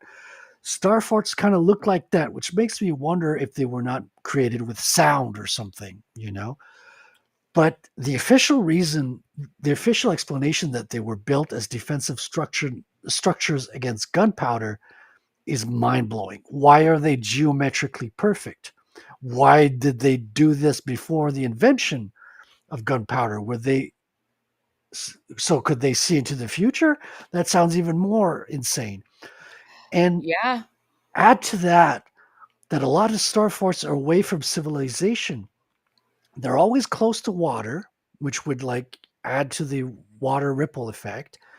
And some of them are nowhere near civilization. They're in the middle of the jungle and things like that. So it makes no sense to build a fort out in the middle of the jungle with no roads to it and things like that. So we go back to Tartaria has that as well. Like you have like these beautiful, perfect buildings like you would see, in Washington, but they're in the middle of a field. What gives? It makes no sense when you think about it. You have to dig into these topics to get the real questions, because if you look on surface level, it makes people uncomfortable because you have I to mean, question your reality a little bit, a well, lot. yeah, I mean, that's the thing. Like you hear a lot about black pill, white pill, red pill, and what was it? Gold pill Orange pill for or Bitcoiners, yeah. orange pill, right? I loved that in this topic you brought up. This is the most beautiful Conspiracy conspiracy theory, theory. yeah. It's a hopeful thing, right? Well, yeah, because if Like we actually have this technology here, and I believe it's not alien technology. This was no. created by terrestrial fucking beings. Yes, Like and it was left for us. and But it's been co-opted. so That's this how I feel about it. 100%, and it affects to our knowledge of time, because some of the buildings, we have pictures of them before they changed the date on them. They would add an extra 1,000 years on them. They used to be dated in the year of Jesus Christ. They would put J and then the year 986 or J 456. And the J began to be interpreted as a 1. They added 1,000 years on all of these buildings. So this goes to raise the question, that the Dark Ages ever exist, or did we erase 1,000 years of greatness? Some people Well, speculate that we hence had the Dark Ages, right? these absolutely incredible buildings that we cannot replicate today with our fantastical, amazing technologies were built in the Dark Ages, quote unquote. Yeah, So right. some people think that this was the 1,000-year reign of Jesus Christ, where he was king on earth and had an absolutely perfect kingdom. And now we're in the little season where Satan is reigning for 250 some years. And we have to erase all of this past. We have to erase all of these traces of the greatness so that we can be plunged into despair and And doesn't it feel that way too? well, it certainly checks out. I mean, it's a plausible theory to me. Uh, it, it's not beyond questioning for sure. We could still raise a lot of questions about it, but it certainly seems a valid theory that merits investigation at the very least.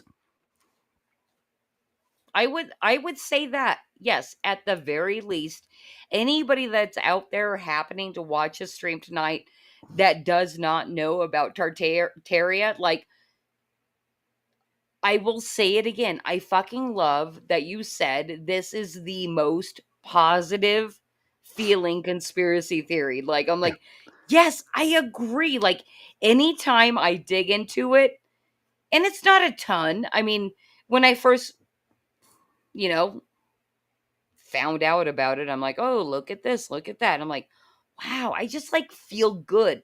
It's almost like the vibes are connected to it. Like, Yeah. once you become aware of it, it's like, Another oh my important god, I feel uplifted. Absolutely. Another important keyword is the world fairs. So we had world fairs, which I'll start with the official theory. World fairs were there to create, the technology of the future that was going to come, and these were temporary setups that that were there to display as a fair coming technologies and things that were going to come in the near future. Now, the when you look into it, all these temporary buildings, they were made of very sturdy materials, very complex sculptures, and these were not like plastic tents or anything like that. These were like Greco-Roman buildings with fountains, highly complex fountains that don't accumulate any greenery. And so the alternative theory is that these, what they called world fairs, were actually beautiful elements of a city that were found, and they called them world fairs so they could destroy them after they displayed them. You had world fairs in Paris where they supposedly kept the Eiffel Tower from the World Fair. The Eiffel Tower also had two side towers that you rarely ever see on photographs. I've never heard of that. You can find them. They exist. I have them on file. As I say, my favorite folder on my computer is the Tartaria folder. Photos of Paris are absolutely unrecognizable. It looks like the Vatican type structures. The Eiffel Tower has two side towers. These were not meant for beauty. These were technological power stations. They were grabbing electricity from the sky. It was called the City of Light. They have pictures and lithograms of the city lit before the invention of the light bulb. Well, at this point, I have to ask you how racist you are for like calling out Paris. Okay. Slightly racist. No, but for I am biased realsies, being of French heritage. I've been drinking too much tonight. Cheers. Oh, yes, cheers. Have you killed a bottle yet? By the way, sir. I definitely drank too much, so I'll be feeling it tomorrow morning. Oh, holy shit. I just keep going back to like it was a profound statement of like this is the most positive thing in kind of in the conspiracy sphere, but I do kind of want to wrap it up with the like kind of prison planet type of thing. Sure. All right. So we're talking about Tartaria, but obviously this history has been hidden from us, right? And there's it's literally in our face. We Yeah, see it everywhere in our they courthouses and things like this. they Like, call them resets. yeah, So okay, that's they what I re, mean. Yeah. yeah, they How would did it happen? they would reset everything. They would bring in. So another keyword that's interesting is the orphan trains. Oh, yeah, that too. So you had incredible amounts of orphans from New York that would be driven out into on trains. They called them the orphan trains, and entire cities were rebuilt from the ground up with just orphans and a handful of adults. So how easy is it to rewrite history if your entire population is of the city is made of children, right? You could just Yeah. tell them whatever, and children tend to believe what adults will tell them. Well, I mean, I seem to remember, though, that's the thing with me in particular.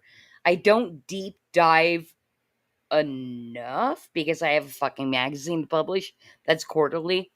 So like I'm like, okay, I love this, but like I have a lot of work to do, right? But Now you the know old why my comic book takes so long to produce.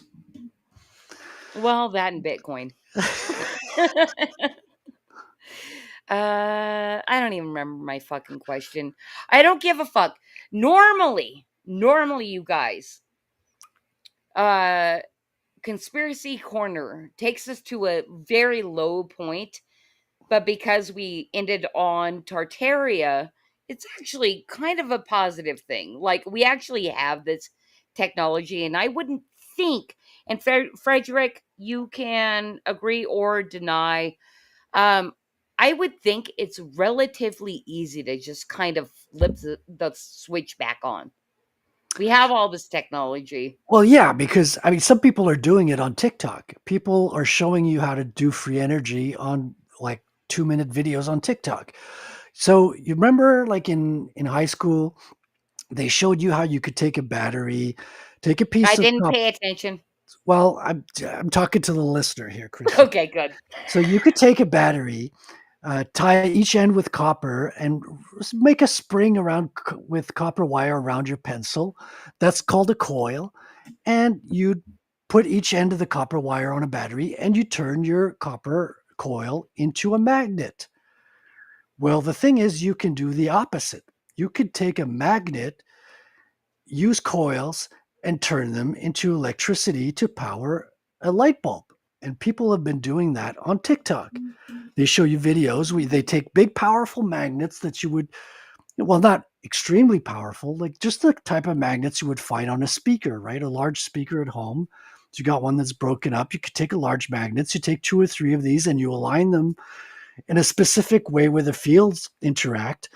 And if you wire it correctly, you can light a light bulb with nothing else than magnets. So free energy, it's out there, it exists, but we're not supposed to believe it's true. All right. Yeah, I don't think I completely understand. I don't I understand the whole thing either, trust me. Okay, good. But I do want to bring up these comments because they all came from our wonderful producer, Cosmic Grandpa, while we were having this conversation about Tartaria. Um, Over on Three Beermen, you can find them all over the internet. Just put in Three Beermen. Um, uh, they have a whole series based on my lunch break. It's called Tartaria Sauce, and Nice. they had even done a segment on Star Forts on Three Beermen. And he's in Pittsburgh. We have more on that one. So you guys really, I think, also in the spirit of creative chaos and why I love being so connected to Three Beermen, it's not so much about politics and like the division tactics. It's more about like technology and all kinds of fun shit like that.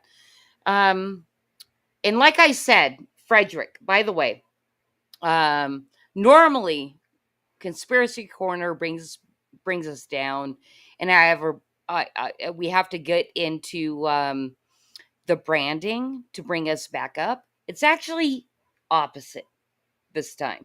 Branding's gonna We bring us down. It is. It is.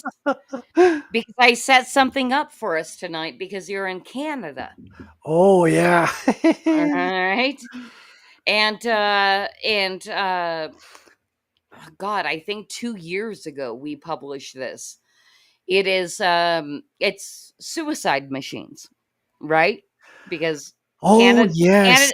Canada wants you to kill yourself. The maid service. Yes, they Yeah. actually call people up and offer this as a solution because instead of taking 4 months like the regular healthcare service, they can do it quicker in 3 months. So Yes.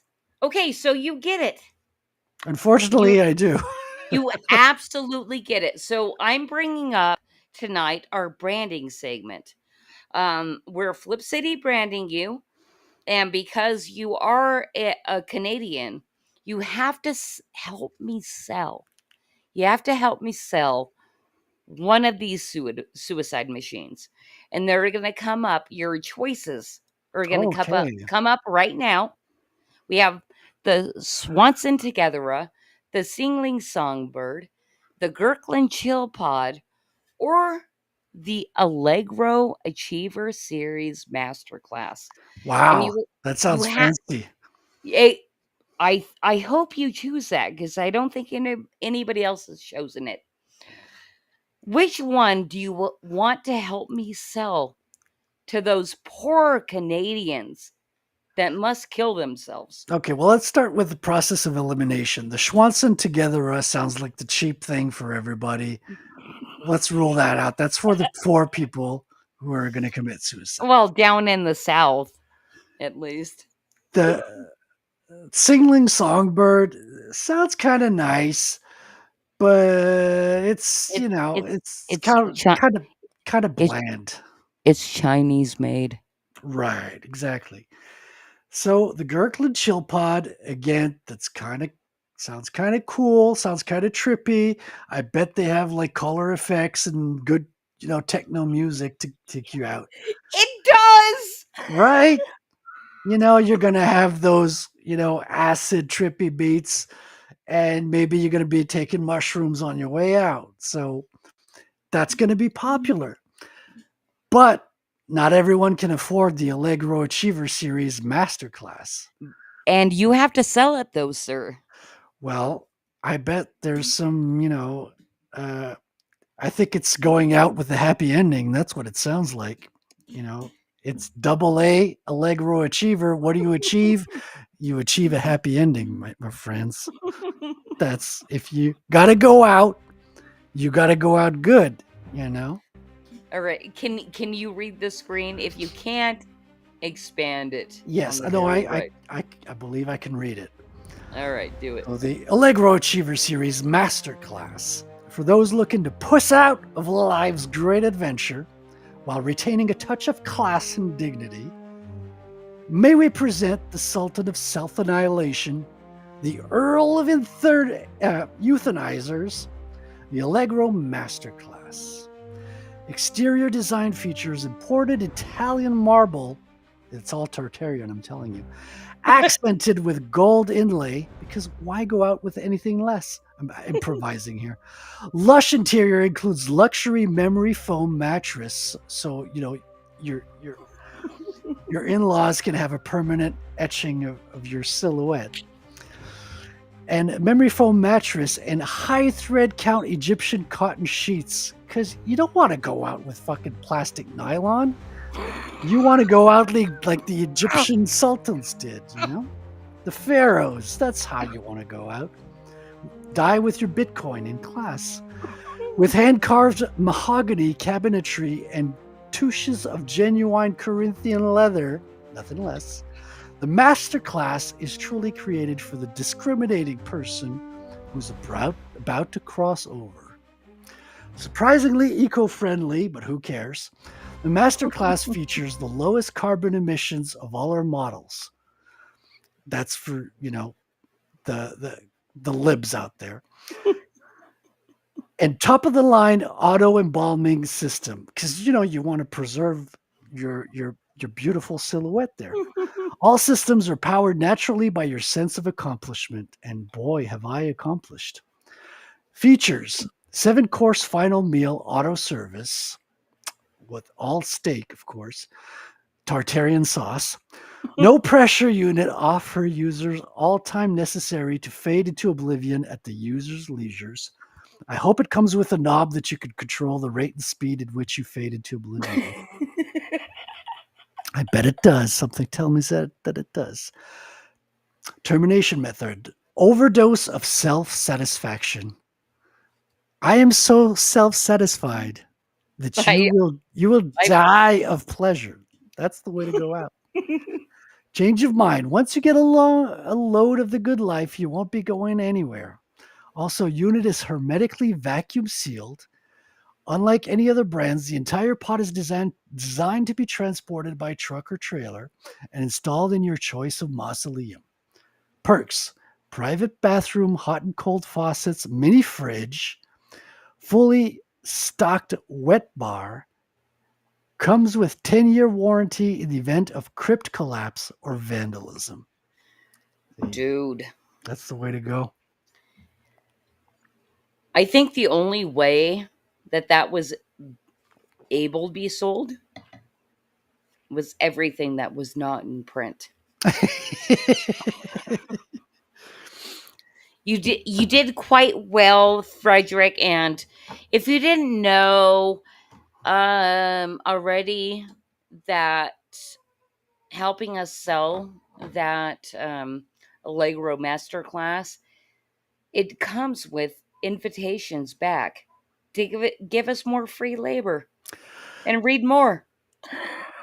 I would love to come back, but you got to up the amount of conspiracies that I could spin, because those are rookie numbers, Chrissy. They are. They really are, dude. Frederic, I'm sliding into your DMs and saying, "Hey, listen. This is the wheel." Like, that's the thing. People are like, the normies are fucking perverts, right? We people are like, help me with my wheel. Help me with this wheel. Tell me like the better stuff to put on this, because I have pretty much promised my audience for maybe 6 months the wheel's going to improve, and I haven't done it. But that's also me invoking my, like, here's why I love being a woman, right?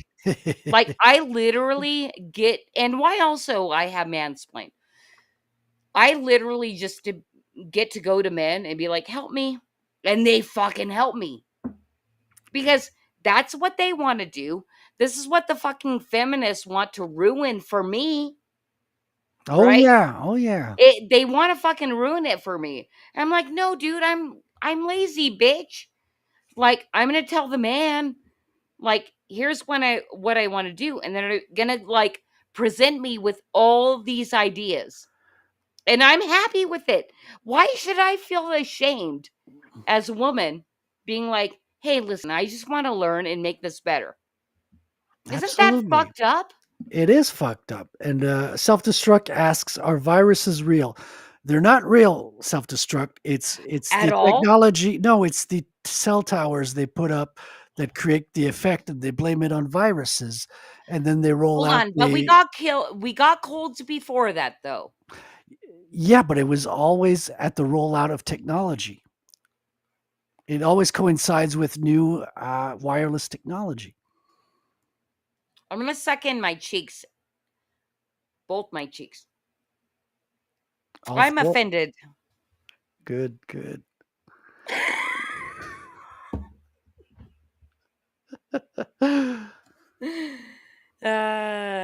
Anyway, thank you, Frederic. Thank you so much. Hold on. Because often I ask this backstage, but I think it needs to be said once in a while on stage. Did you have fun tonight? Oh, absolutely. But I didn't know the show was only 5 minutes long. We've been live an hour and a half. Wow. It felt like, No, 2.5 hours. whoa. It felt like 5 minutes. I was just waiting for the second half to start.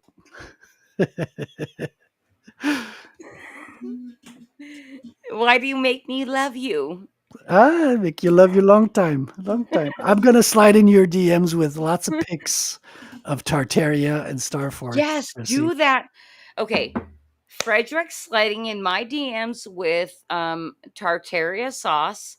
And then I'm going to slide in your DM saying, hey, help me make my wheel better. I don't like it. I do like it, but I don't like it because I'm married. And I get my satisfaction from my husband. That's right. Although he does not like my lunch break. He's like, that guy's a douchebag. John Levy is the name I forgot earlier. So if you want good Tartarius stuff, and the guy like speaks like Bob Ross, like he has a soothing, calming voice. You can like fall asleep to his videos. He talks about Does he Tartarian. paint dome towers? Does No, he but paint he shows you pictures of Tartaria stuff and he asks questions. So he doesn't sound like a conspiracy nut. He just sounds like a curious fellow you'd like to hang out with. I have an idea though. John Livy for, is his name. for any artist that wants to make like a huge thing on TikTok, and you can tell me if this wouldn't work, but I think it would on like TikTok with shorts and all this. Artist, you're talking about Tartaria while drawing or painting it. Would that not like even time lapsed? Like, here's how these things. Has that been done? It could. I don't know. I'm barely on TikTok. Although while I was on it, I was looking at free energy stuff, and that absolutely fascinated me. And Reverend Self Destruct, you're right. John Levy on Tartario. That is an excellent resource. I haven't watched him in a while, and that's a shame because he's such an interesting fellow, and he's just got well-rounded, well-founded questions. Because that's the thing with Tartaria. It's not a theory. It's kind of just a collection of pictures and questions. Okay. More than a theory, you know? All right. So this is the comment that you're speaking Yes. On YouTube, John Levy, you will not be disappointed. Oh my God. Okay, I'm sorry. I have to say this because I'm a woman and a compliment was given to me. My producer says I'm rocking it. Rocking it. Yeah, absolutely. All right, cool. I just want to keep talking to you. How much more time do you have? Let's spin another shot on the wheel. Let's see. Do you want to? Yeah, let's break that wheel, Chrissy. All right, let's break the fucking wheel. Because, well, I have to tell you, like behind the scenes, I have to remain respectful of my producer's time. Oh, but because he just told us I'm rocking it, I'm like, okay, cause you're stuck until at least midnight tonight. Let's do it. I gotta go pee though. I'm gonna go pee, and then we can. You go pee. We can spin the wheel. And I'm gonna promote for 1 second. Nice. All right. So you guys, if you don't know much about Flip City or what we're doing over here, we are a comic satire magazine. You if you came in within the last 10 minutes, you saw a little piece we did a couple years ago about suicide machines, and I assigned that to the wonderful Frederic Guimont because he's Canadian. He's Canadian, and we know they are pushing people to basically commit suicide. That's fucked up, right? So we have to make fun of it. Flip City did it a couple years ago. So if you don't know much about us, just go to flipcitymag.com. You're going to learn all kinds of great shit about us. And I'm having a great time with our guest tonight. And of course, the chat. And Frederic's back. Put him back on. I'm like, I feel so shy when I'm like full screen. Put Frederic back on. He's much smarter than me. Damn it. I'm here. Cosmic Grandpa. Stop keeping me full screen. You're making me very uncomfortable. Vulcan, thank you I'm so back much. and I'm Sorry, inebriated. the producer had to pee too. What, you don't keep a bottle under there? It's a trade secret, you know? Keep. Okay, okay. I'm sorry. Thank you, producer. I am going to interrupt this with like really, as I feel, super low energy stuff because we're both kind of involved in the indie publishing scene, Oh, and that's this is low energy. something. Yeah. All right, so Dark this forces of indie publishing, right? Man. I fucking don't even know, Frederic, because you were there that night that I was like denouncing it all, not even knowing what I was denouncing, right? Like it literally, like fucking literally bums me out, like brings my energy down to like super dark low places. Is like I found this group of people that are like trying to fight back through independent publishing Yeah. a thing, right? And Yeah. I'm like, and I've met so many fucking awesome people. Like pretty much everybody I've met is awesome. Yeah. Right? But there's also this like it feels to me a dark force behind it to be like, "Oh, drama." And I don't even want to fucking deal with it. No, it's like And monkeys singing it shit. kills my fucking heart. How do you deal with it? Well, I just see it like we're in the jungle and there's these monkeys on each side who are throwing their shit around. And you just have to, try to avoid getting shit thrown on your head. I don't know how I've been able to avoid it. I don't partake in the drama, but I like kind of walk both sides. You're going to say you're a fence sitter. I'm going to say I just That like. was just me fucking with you. No, Go. I know, but I could see it as well. But like even on both sides, there's people who are just throwing names and calling each other names and shit slinging and all that. But I just like to talk about comics. I'm enamored with the medium. I'm enamored with the creation. I'm enamored with that stuff. I love to find out where people get their ideas. And I'll invite people from both sides. And I've invited people that are the absolute arch enemies of some of my friends. And my friends will be, hey, heads up, this guy, such and such, this and this. And I'm like, oh, damn, I didn't know this. But I kind of avoid the drama conversations. I talk about them. How'd you get into comics? What's your process like? Because everybody's got shit to sling. And you know what? It seems to work for them because the drama seems to get the clicks and seems to get the views. But shouldn't we stand up against that though? Well, if you stand up, you're gonna get hit by shit. So you gotta Well, crouch down. yeah. You gotta walk But away. like as far as somebody that really wants to do right, because that's something I've been wrestling with myself. Well, I'm like, I see all this, but if I stick my head up, I'm gonna get like splatted in the Yeah, face with a yeah, bunch of shit. yeah. I don't stand up against it. I just don't partake into it. Mhm. So I found that like my friends have never come at me for inviting people they don't like. They would just give me a heads up, but none of them have like shunned me for inviting people they dislike. I mean, I guess kind of the best position to be in because I'm Well, exactly that. yeah, yeah. Well, me too so far because I do ascribe the label of Comicsgate to myself, which makes me mortal enemy to half of the population, it seems.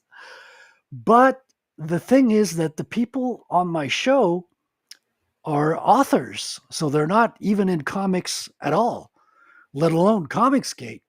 So they're not Comicsgate. So the show that I have itself is not Comicsgate, despite me being Comicsgate. So I kind of invite everybody from kind of all walks of life, like authors who write books without pictures, though I don't know why you would write a book that has no pictures in it. But, go figure. And yeah, I'll invite people who are Comicsgate and people who hate Comicsgate for some reason. Though usually I find that out after the fact. I think I personally, with the amount of time that I've basically just been lurking watching, I do understand why people would not like associate Comicsgate with their thing. I think I understand. I think I do. I don't know if I've completely understood it though. It is fucking complex. Yeah. And it's a lot of humanity involved. It's artists. And Oh well, yeah, you guys are all crazy. But I even fucking love you guys. well, amazingly, I've been immune from this. I have a special power that renders me immune to the craziness, and I am the sanest artist that ever was. I don't think so. Well, it's hard to perceive such sanity, Chrissy. It can We be just like talked staring about into the sun. Terraria, sir. That's how sane I am. I can perceive all the truths in the world despite living in a world of lies, which makes me the sanest of them all. And Well, yeah, listen, it's so great because here's Cosmic Grandpa's comment. And it's almost what I feel, but I've invested a lot more time in this. Is 5 minutes of EVS turned me off to the whole Comicsgate thing years ago, right? And I kind of feel the same way. Like it almost kind of seems like a like a downward spiral. Though I will not claim that I know much about it. It's I just kind of like here's the kingpin of the thing from somebody that's not in its perspective, and it doesn't look great. I can see that, and I've watched some episodes. Like why I'm able to see that is because I have watched some episodes of his shows where I was like, he's just calling people names, and it's just not something fun to listen to. But I've watched a lot of his shows, and I can average out and I can see the bigger picture of it, if you will.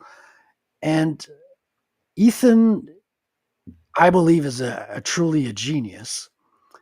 First of all, he was completely blacklisted from the mainstream media of comics, which is already a niche part of the media. He was blacklisted from it, able to go on YouTube and get enough of a following that made him into a millionaire, and he can raise campaigns of $100,000 within 24 hours. So, and you are completely entitled to dislike him, and I can even understand why you would dislike him, but I cannot help but admire his genius. I think the man is a legend, and I think he will be appreciated only when he's gone. I think that everyone who hates him now that he's alive will claim how close and friends they were with him once he's gone. Because he does work the drama, he does play the drama, and he uses that, I believe, and Real quick though, like just kind of talking about the drama because on a past stream I've talked to Dark Gift about the drama and using it on social media to be able to like boost your profile, right? Um I don't know if EVS and Dark Gift have like opposite. Like I feel like they play off each other, kind of, because there's the slums, right? It's to me personally. I don't even know how to navigate it. Like I literally just want to make friends and connect, right? Yeah. I love that you laughed at that. Well, because I'm the Because same. we because I'm because on the we've same level as we've been you. having fun tonight, right? Yeah, I cannot navigate it as well. Like I can see it from afar and admire it, but I cannot channel these like forces of drama into views and sales. I do not have those Yeah. kinds of powers. Yes. But Exactly. I have the power of sight. I have the power of vision, Chrissy. I can see and recognize things from afar. That's all that I can do for now. Interesting. I love that like exactly what you said actually made me feel more empowered within Comicsgate because Flip City Magazine has never claimed Comicsgate, but I actually do want to ride whatever wave is left, which I feel there's not much left. I mean, would you say that might be the case? Frankly, I don't even ask myself the question because I don't give a shit. I'm a Bitcoiner. So That's true. I don't, Maybe I should just invest in I Bitcoin. see, that's the thing is what I resonate with Comicsgate is that they are people who are blacklisted like Bitcoiners. They're decentralized like Bitcoiners in the sense that they don't have a leader, right? Some people will say EVS is the leader, but if you listen to him, he doesn't claim to be the leader. He holds the trademark. And he explains that he holds the trademark because to keep the enemies of Comicsgate from having claimed it. And he just openly says anyone who wants to claim their Comicsgate can claim their Comicsgate. Now, the thing is, if you do, people will look at your art and your project and they will judge it accordingly. And I think that's fine. Sure, Right? absolutely. So I think Comicsgate is kind of like jumping into the arena. It's you're going to go down there and you got to be ready to get, attacked, and you got to get ready to But who are you being attacked by? everybody. Everybody, because I think they are over the mark. I think Comicsgate are creators who do what they want and they raise funds doing what they want and what they love. And a lot of people are pissed off by that. A lot of people are just like communists. They think they are entitled to being on the the most popular creators show. Like it's I owed to do them. want that though because it brings you money. Like literally I'm running a business, Exactly. right? But Exactly. there's so much of like, oh, don't talk to this person because they're going to put this stink on your fart. Right? And I'm like, "Well, I already farted." Like Well, see, that's the way I see it as well. Like I would love to be invited on their shows. Obviously, it's just, it's like being anointed by the Pope for a Catholic. It's the But I thing don't that, but that's the thing. Like but my brand, we don't kiss fucking rings. right, So exactly. like would we ever be invited on, Well, right? if We you have just this thing, we're pushing back, but do right. I have to So kiss a ring? I'm not gonna fucking kiss a ring. here's where That's what it feels like to me. I think the rubber meets the road. Okay. And this is just me speculating. I don't hold any, truths to this, but here's what from like a couple of years watching from a side, here's what I see from my pattern recognition skills. Okay. Because EVS has even invited his enemies on his show. So you definitely do not have to be quote unquote on the right side to be on the show. The only thing you need to be invited on is to be entertaining, worth talking about, and hopefully talented, right? And no one is entitled to it. So if you throw a pussy fit because you didn't get invited to the, quote unquote, popular girls table, then Which, by the way, that's very descriptive. The yes, popular girls' table, because there's a lot of drama there. yes, absolutely. And I think it's true. But if you think that it makes you here's the idea I'm trying to get out. If you think it's going to give you clout by dissing them and like belittling them, I think you're missing the point. And I'm not talking to you, Chrissy. I know exactly who I'm talking to, and I won't name they them. But that's the thing is if you're just going to be like, well, I'm better than that. Like, I don't need them, and I don't even want them to be. Well, if you don't want them to invite you, guess what's going to happen? They're Well, not going to that's invite you. see, well, that's the thing though, because you just said like I don't need them, blah blah blah, right? I like at this point, if I feel I don't even know how to like really put into words, but it's kind of like invited or like accepted by the mean girls because they are mean girls. They're mean. Sure, They yeah. are, Yeah. right? I mean, you Do have to I be really want it? to get on that level of talent, Chrissy, you have to be sharp as it because they first of No, all, but they that's have taken no, a I lot don't of agree shit. with that. I don't agree with that. They have taken a lot of shit to get to the level they're at. You Like don't get as far as social media goes, no, as far as talent goes, because listen, when you I learn to know for draw shiz though. No, I'm sorry.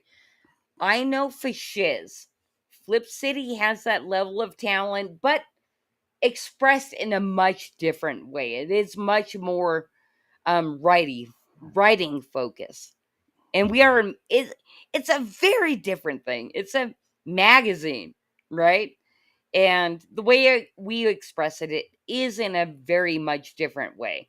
So you're putting them in this category, and correct me if I'm wrong, of like illustrative talent, right? I feel like we're much more on this way of writing talent. Like we're literally pushing back on the woke in a very like confrontational, like look at me, bish, right? right. And it's a very different thing. I don't know if we would ever be accepted Well, in the sphere because we're well, not doing that like level of illustration and this and that because we're a may very different thing. I think so. First, to reply, I think it's a great point, and I want to dig into it. They are highly developed illustrative talents for sure. Storytelling is a key part of that. They are also very bold, and they are risk takers, and they've succeeded as well on the sales part. So they're excellent on the social media, the YouTube aspect, and getting sales through crowdfunding. So they've excelled in overlapping skills that make them overall successful and independent, which Okay. is, what they call Well, in the mafia a self-made man. They cannot be torn down because you cannot cancel them. They are now, whether they invite you or they don't, that's up to them. They all have their individual yeah. channels. Maybe they Well, will, that's it. maybe they won't. The thing is, you have to build yourself up regardless of if they invite you or not, because you are not owed an invitation. Well, They that's are the thing. they That's are the not a thing, though. top-down organization.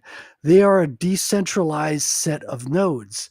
Now, what you can do is you can put yourself in a position where you earn an invitation, but I think a lot of people out there, they feel so uh, butthurt by not being invited that they lash back and say, "Well, I don't want to be invited," like a fucking prissy princess, and they're never going to get invited because they act like pussies. Now, the thing is, you don't need to do that. You don't need to call people out who have done nothing wrong to you. Maybe they haven't invited you yet. Maybe they will in the future. Maybe they won't. But all you can do is learn by their example and build your own foundation to the point where other people will want to be invited on your channel and other people will want to invite you on their channel for the clout and because they admire your talent, because you are absolutely correct that you have earned not only beautiful artwork with Flip City, because I've seen it, you have excellent writing, you're the spiritual inheritors of Mad Magazine. Oh, You what? are Go it on, go on. no, it's true. You are also I'm bathing. building on, you're also self-sufficient. So the only thing I would say is like, don't trash, don't shit on people who have done nothing wrong to you to try to build yourself up. Because I maybe no, I I know agree. yeah, maybe they will invite you, maybe they won't. And regardless, I think these people, they bring us something valuable, regardless of whether or not they invite us on their show, is they are showing us the way. They're showing us how it could be done. They are showing us that it can be done. And it's up to us to do it ourselves and to build it and to make us ourselves worthy of being invited, if not on their show, on other people's show that are maybe more at our levels, or to build our own show where we can invite Listen, other people and build I'm s- them up. I'm sorry, Frederic. Like not me, but Flip City Magazine, and I am representing that is like it literally is up here. I don't know if you actually read our magazine, which by the way, thank you so much for requesting a kitty kiss. Um First time that ever happened. Super simp, but I fucking love it. Listen, it's the first time, but it won't be the last. I can tell you that. I want that to You happen. have to upcharge for that, though. Not me, not me, because I got grandfathered in. You did. But you Tell can't the just story let though. everybody willy nilly request a lipstick embedded kiss. Well, it comes from the Commandos. You were a guest on Comicsgate Commandos. Shout out to Patrick, who's taking a break right now. Listen, Well, fuck Patrick's a fucking weirdo. I love him though. I love Because him so much. because he embraces it. He is so based. I mean, he has terrible choice in women, but I can't fault Does him for he? that. Oh, Oh yeah, no, I've so seen bad. it recently So bad. actually. But he has excellent choice in artists that he hires. Like he hires the best artists you wouldn't believe. Um, and he's a talented writer who will rise to the top. He is the cream of the crop in that aspect. And so you were invited on his show, of which I'm a co-host. I And wasn't invited. I pushed my way in. I'm like, well, "Hey, I don't know Patrick, that, let me come Chrissy. on your show." I don't know those things. I'm just a Well, co-host. I'm not like I know privy it. to that, classified information. I'm just telling you. But So I'm glad you were on, and I wanted to have you on my show as well. But I was like, I want to make sure I have a copy of your magazine in my hands before I invite you on, because I want to be able to talk to you from having seen it, having flipped through it. But you still didn't. I did. I mean, I didn't read everything. I hardly read anything I buy, Chrissy. It's the way things go. I had to start a fucking Saturday show called Bande Dessinée for Stupid Americans so I could start Oh, reading my Bande Dessinée because I I didn't read I any of wanted them. to talk to you tonight about that because I watched your very first episode That's right. and I fucking loved it. Awesome. I I haven't really did. done any in the past couple of weeks, but I started getting comments that people want to continue one of the comics, the Bande Dessinée series. So I'm going to go tomorrow and buy issue number 2 for that series so I can continue it on this Saturday. Because I had kind of dropped the ball because since I finished inking Rattel, I kind of lost track of all time and space. Because when you're inking, it's easy to keep track. Like you ink page 19, then it's page 20, page 21, 22, 23, 24. Then you're like, what the fuck do I do now? Now I have to do all these various things that are not linked together. And I'm kind of like in the fog of war in the nebulous pre-press stage. I love that you like connected that to war. You're like, I'm literally drawing here. It's like I'm almost dying, you guys, in war. Well, I am dying. I mean, I am 49 years old. I only have a certain number of pages in me before I croak on my drawing table. Spoilers, that's where I'm going to die. And so I Sounds have to hot. make the most of it. That's, Have yeah. you heard of the term art sluts? I've been called that I've before. met some. I've been called it before, and I'm like, I'm not an art slut. I'm married to an artist. Yeah, that's a committed art slut. Yeah, I mean, No, it's called a muse. of course, that's the proper term. Yeah, no, I have like nothing. There's no woman who has like an eye for talent can resist when you bring her up to your drawing table. She just will sploosh. And the thing is, the drawing table is never far from the bed. This is getting very sexual now. We're offline, right? The show's No, over, we're right? no, we're still talking. Oh, And we have 58 viewers. For all those 58 viewers, please at least like and subscribe. okay. Well, you 58 viewers, make sure you don't tell anybody about this conversation we're having here. This is very intimate, and I wouldn't want any Okay, of this to get tell out. me more about art sluts. Well, wow. They all want to get tattooed. And No, they I am proudly untattooed. well, they never do get the tattoo, but they want you to draw a tattoo for them that they will never get tattooed because I've you never asked probably that. I'm not an art slut. Okay, go on. well, because you meet them, they tell you, I would like to have a tattoo. You're like, sure, okay. And then you start drawing it. Then you invite them on a trip to New York to see a famous artist. And then, you may or may not be under the influence of substances at a party at said artist's gallery. And then they will tell you under the influence that they're breaking up with you. And you're just shocked because you didn't know you were going out with them. So you're learning that you're going out with them at the same time that you're learning that you're breaking up. It's quite a lot to take in under the influence of, 3-lettered substances that I shall not name. Hypothetically, in Mein Kampf. Okay, I'm sorry. I have to show this comment because literally I meant to say, yes, it does, Vulcan.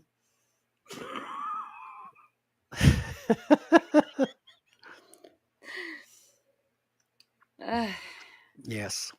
Hey, cheers to you, sir. Here's to the I artlets. I literally am having a very wonderful stream with you, sir. Same here. This has been like very. I have to find the right word. Uh, it's good for the soul. That's for I sure. Okay, listen. I Because I know that you like go on Comicsgate Commandos, you're a regular panelist and you have your own stream. My own purpose of my own stream is like literally just have fun and get to know people. And like I really do feel like that has come across to you. Yeah, absolutely. I mean, the purpose of my stream is just to try to trick my guests into telling me all their secrets into how they make great comics. It's like, where do your ideas come from? And Oh, how well, did this come about? well, and on that note is like, how long have you been a comics fan? Like, we didn't even get into that tonight. Oh, I was born a comics fan. I mean, comics were in my home before I was born because, see, French families have bande dessinées in their library. Oh, say it again, baby. I'm Bond gonna have to. The first days. one's free, but the second one I gotta charge you. So, like in the European and the Québécois are kind of like in the same mindset. Did you say Kindergarten? No, I said Québécois, the French Canadians.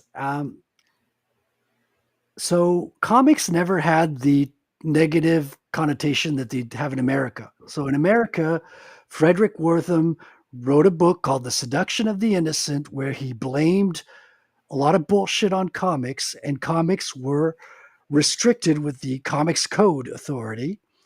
And basically, they sucked all the joy out of comic books, all the horror, all the fantasy, all of the romance comics were absolutely evaporated, and there was nothing left but superheroes.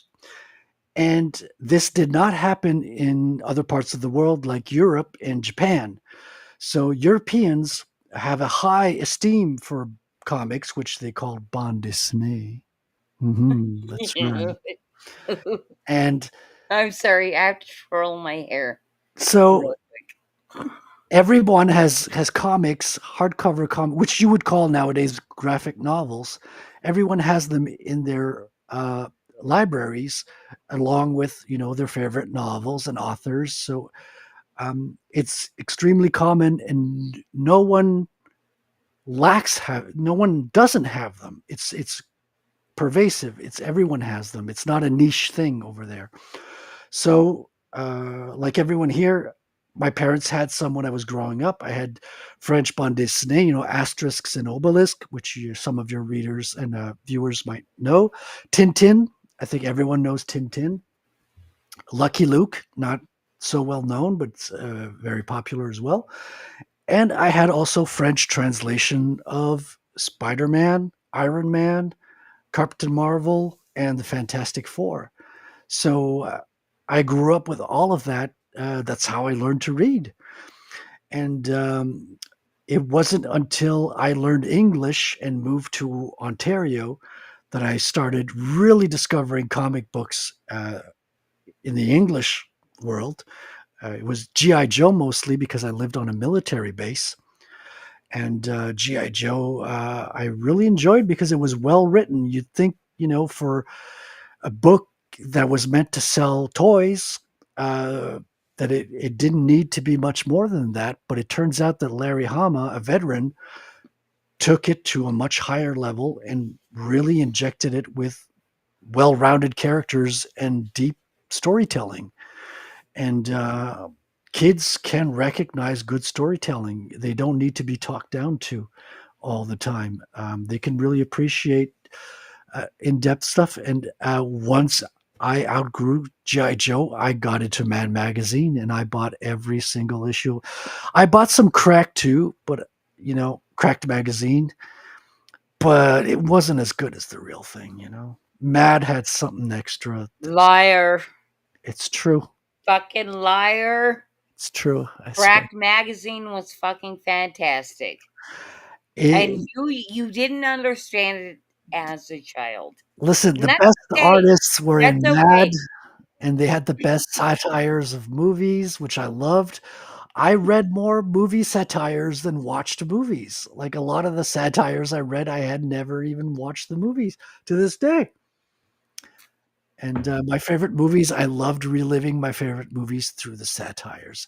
And All they had right. so many jokes, Chrissy. They had like they had like 10 jokes per panels. It was the saturation of jokes was astounding at how much they put a lot of comedy in there. I loved it. Yeah, shut up about those old guys. It's now Flip City. And there's nothing else that exists today except Flip City. It's the spiritual inheritor of all those wonderful magazines, and it's the only humor satire magazine out there at the moment. And if you're not purchasing them, if you're not subscribed to them, what are you doing with your life? Is what I ask you. You know, I agree. I hope fucking you're like agree. researching Tartarian mudblood because there's no other excuse. All right. Listen, I literally want to talk about Tartaria into the early morning, which I think it is for It you is. now. We just turned midnight as you said that. And I'm about to turn into a pumpkin. No, you're not. No, I'm not. You're going to turn into a copper dome with mercury on the inside.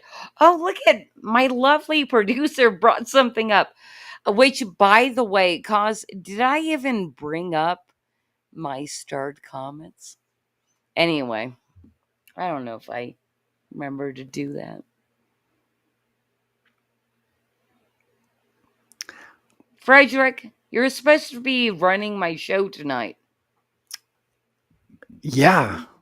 Yeah. I mean, I just talk it like I see it, say it as I call it. It's just I'm fascinated by these things, Chrissy. It's just like I just pull on the thread and I think, whoa, there's some truth to this. Let's see how deep the rabbit hole goes. And you keep pulling on the thread until the whole sweater is dismantled, you know?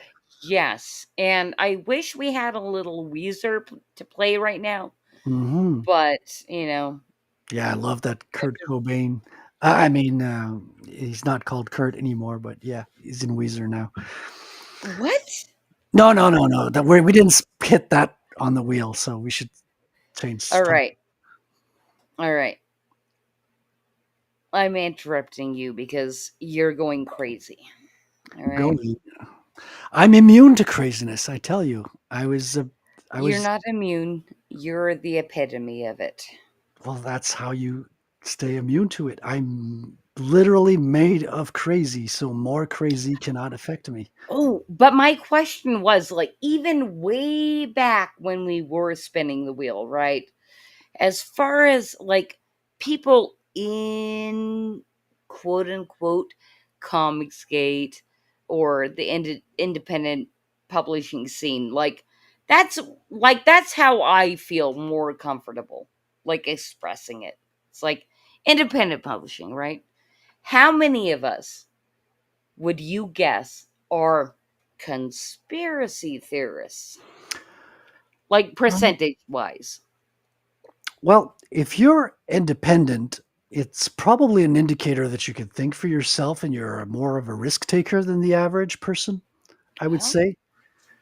So we live in a world of lies. So to believe zero conspiracy theories, you have to be literally insane. Yes.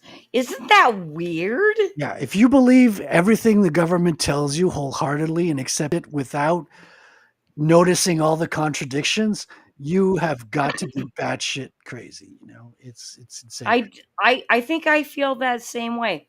So I think most people ascribe to a few, handful of safe theories, but Well, hold will on. Hold on though. distinguish themselves from like the wackier ones. Okay. But on that topic point is like, what's the safe conspiracy theories? Well, that 9/11 was an inside job, I think, is a safe one. And that's how I got into Yeah, conspiracy. exactly, right? Okay. JFK was not a lone gunman thing is a safe one. So those are safe, like fluoride in the water. These are all things that are provable. So I think that the safe ones are provable, but not, but still pushed back by mainstream media. So mainstream media will push back on the facts, despite them. Like MK Ultra. MK Ultra is 100% factual. It's even admitted by the CIA. They say they don't do these things anymore, but let's just play it on the safe side and just to say that they have done it. It's not a conspiracy theory; it's a conspiracy history. So, but like you say, there's a lot of people who just won't ascribe to that historical fact, just because people are deathly scared of not fitting in, Chrissy. Yes, well, that's the whole reason conspiracy theorist was created, and why people are easily controlled, right? You don't Yeah. want it. You don't want to be on the outside of the herd. Right, exactly. Because Because if it's you're unsafe out there. if you're shunned, you don't have access to easy food. You don't have access to love and warmth and a place by the fire. Well, isn't that the thing though? Like, we literally all just want to be loved. Not me. I just want Bitcoin. No, you want to be loved. Like, fuck you. That was a fucking lie. It's true. That was a lie. You just saw through my bullshit, Chrissy. Yeah, exactly. I'm like, that really is the end game. Is like, we just literally only want to be loved. Yeah. And why is that a bad thing? Like, just Um, appreciate me for who I it's am I will. and love me. It's I do love you, Chrissy, but I think I love you too. it's hard to throw yourself out there into the world of matchmaking and stuff nowadays because No, I'm not matchmaking with you, but no, which, by I'm the not. way, I'm not saying hi, that. Summer Key. No, I'm not saying that. Obviously, I'm just saying like why I would say something like I'm not after love is because it seems like it's a harsh world out there for people who are dating, and it's Oh like well. people seem to be almost I don't think I trolls. even no, no, no. I don't even mean that like being loved. I don't mean it in the like Relationship. difficult. I don't yeah, I'm not even saying it in no. Oh, hold on. Because you said relationship. There is a relationship, right? It's between creator and buyer, right? Maybe there's that love, right? I mean, of course, the most expressive love But if you're is paying what for it, you isn't that what you prostitution? can do between you and a loving wife, right? Yeah. Like, this is the person that I'm spending the rest of my life with. Yeah. But I don't even mean that. I at this point do mean like love me for what I'm doing. Like, love me for the expression that I'm Oh, yeah. putting out in the world. 100%. Yeah. Yeah. And I think that's a huge thing in the independent scene is like, listen, I'm putting out this thing. It's an expression of me or an expression of uh even I think it is just really the expression of me, It is. right? It is. I And mean, we you put and you our want and that's basically you're taking love in monetarily, really. 100%. 100%. And I think that's why people get upset when it doesn't work out as well as they feel rejected it's like they put their hearts and souls on a silver plate. And if people don't take it up and love it, you could feel the same hurt that you do in a relationship, I think. I absolutely agree with that. I mean, especially because here's the thing too. There's the people that put the heart on the plate, but then do nothing with it. It's like, here it is, but I'm not going to really promote it. Oh, yeah. And is it because they're scared? Do you think mostly? Well, I hesitate to speak on the matter because I'm like I haven't birthed my first comic yet. I'm like I in my almost kind of feel like you're a little scared, Frederic, yeah, of because course I'm feeling that anticipation. I'm not scared in the paralyzed sense of things because I know I'm going to go out there. I'm going to rock it, Chrissy. But I definitely do feel that adrenaline rush of the anxiety that's before that period. Right now, there's a lot of uncertainty.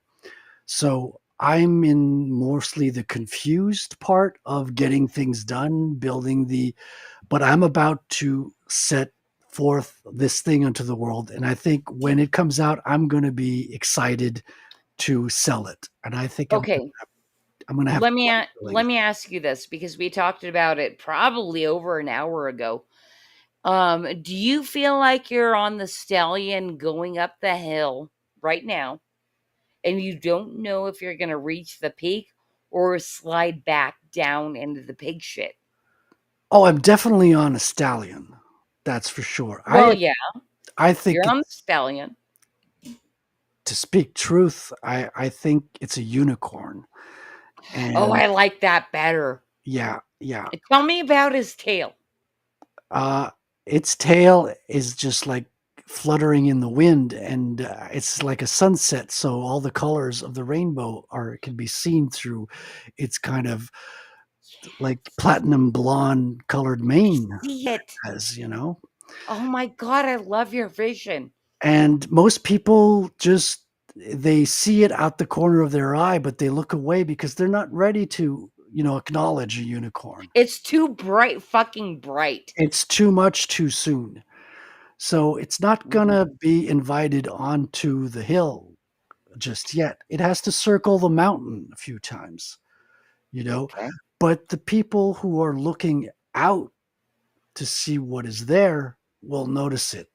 And those people will get a glimpse of the unicorn. And they may even ride it, you know. All right, and just to let you know, Summer Key says it's very poetic with the Italian. I don't know why she has any business doing the Italian hand because I think she's just a white Southern Californian. But thank you, Summer Key. Much appreciated. Do you have any business doing the hand, sir? Well, no, I'm a French Canadian born in Germany, so the hand signs I should be doing would get me thrown off of YouTube. So better abstain from that. Yeah. Well, here's the thing, Frederic. I've had a great time with you tonight. Thank you. Me too, dude. You went through telling us a ton about Bitcoin, and then you explained more in Mansplain. And then let's see. Oh yeah, you re-described the rules of our conspiracy corner. I really had a great time with that. That was so much fun. I could have literally talked about every topic on that wheel. Here's the thing. If I was producing this show on my own, I just keep going. I talk to you all fucking night. We just be popping pills and go until we drop. Oh, wait, hold on. Here, I'm telling you. All right. This is my producer chiming in saying, awesomest guest yet. And what that's telling me is like, I don't have to end this stream. Uh-oh. He just wrote himself a blank check there. He really did. I love it. Thank you so much, Cosmic Grandpa. You know how Thank much you, I love Cosmic. you.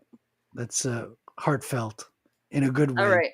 This is what I personally would like to do. And if you disagree, we can do whatever you want to do.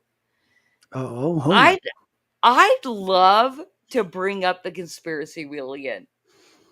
Let's do it. Oh my God! Let's see if we can break that wheel. We're gonna break the fucking wheel. As long as we don't hit the bankrupt. There's no bankrupt. Okay, well, it's not like Wheel of Fortune then. All right, and then also my very number one mod saying, Christy making up the rules as usual. That's true. Well, all That is rules are made up, so that's exactly. that's where they We're come going from. back to the wheel. This is the first time, by the way, Frederic. This is the very first time in the history of creative chaos this has happened. We're going back to the wheel. Are you ready to spin it?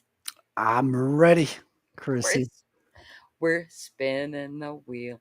Let's do it. Cause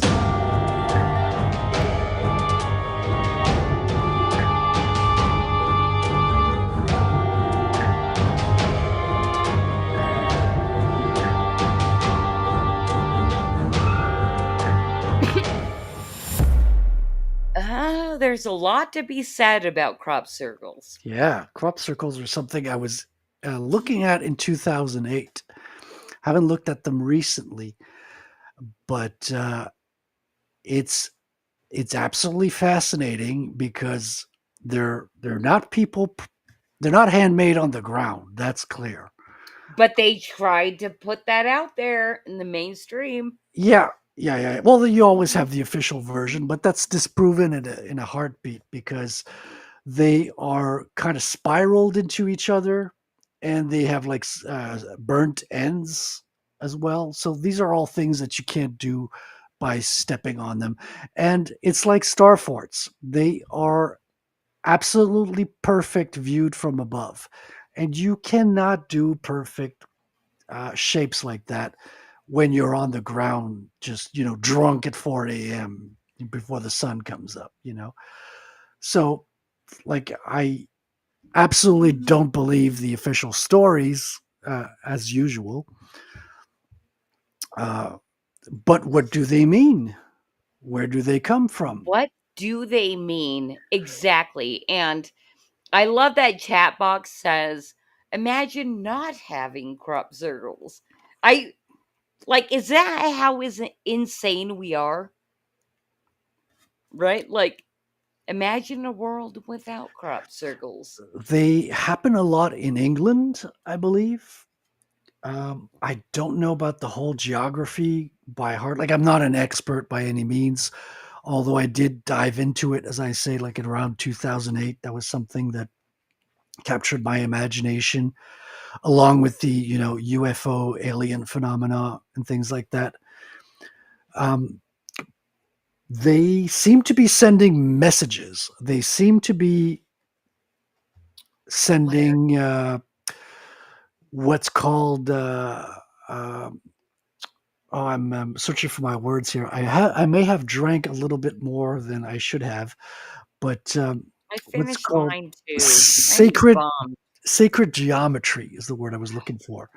So they seem to be putting out messages about sacred geometry, about things that seem to be relating to technology, our nature, and they do it in circles, and they do it at night, and they do it in fields of all things. So what gives?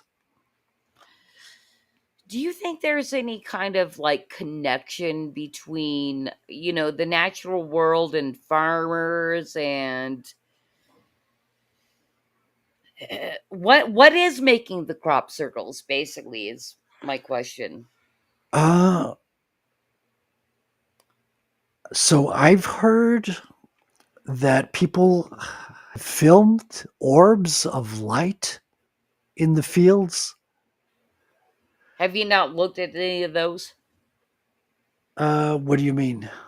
like as far as like people proving like, hey, look, there's these orbs over here, and then the next day or whatever from above. Right. Yeah. Yeah. So orbs seem to like orbs of light seem to have a link to crop circles. Aside from that, I have seen no indications of where they could be coming from. Uh, I mean, you would think they comes from above in the sense that they're, you know, two-dimensional images meant to be viewed from above, right? You have to take a picture from a certain altitude to get a good sense of what the crop circle is about. So, you know, you got to go on a helicopter or a drone. I don't think drones were popular back then to take Back pictures. then, when? Back when I was researching, like in 2008. Oh, are we getting a call? I hear it.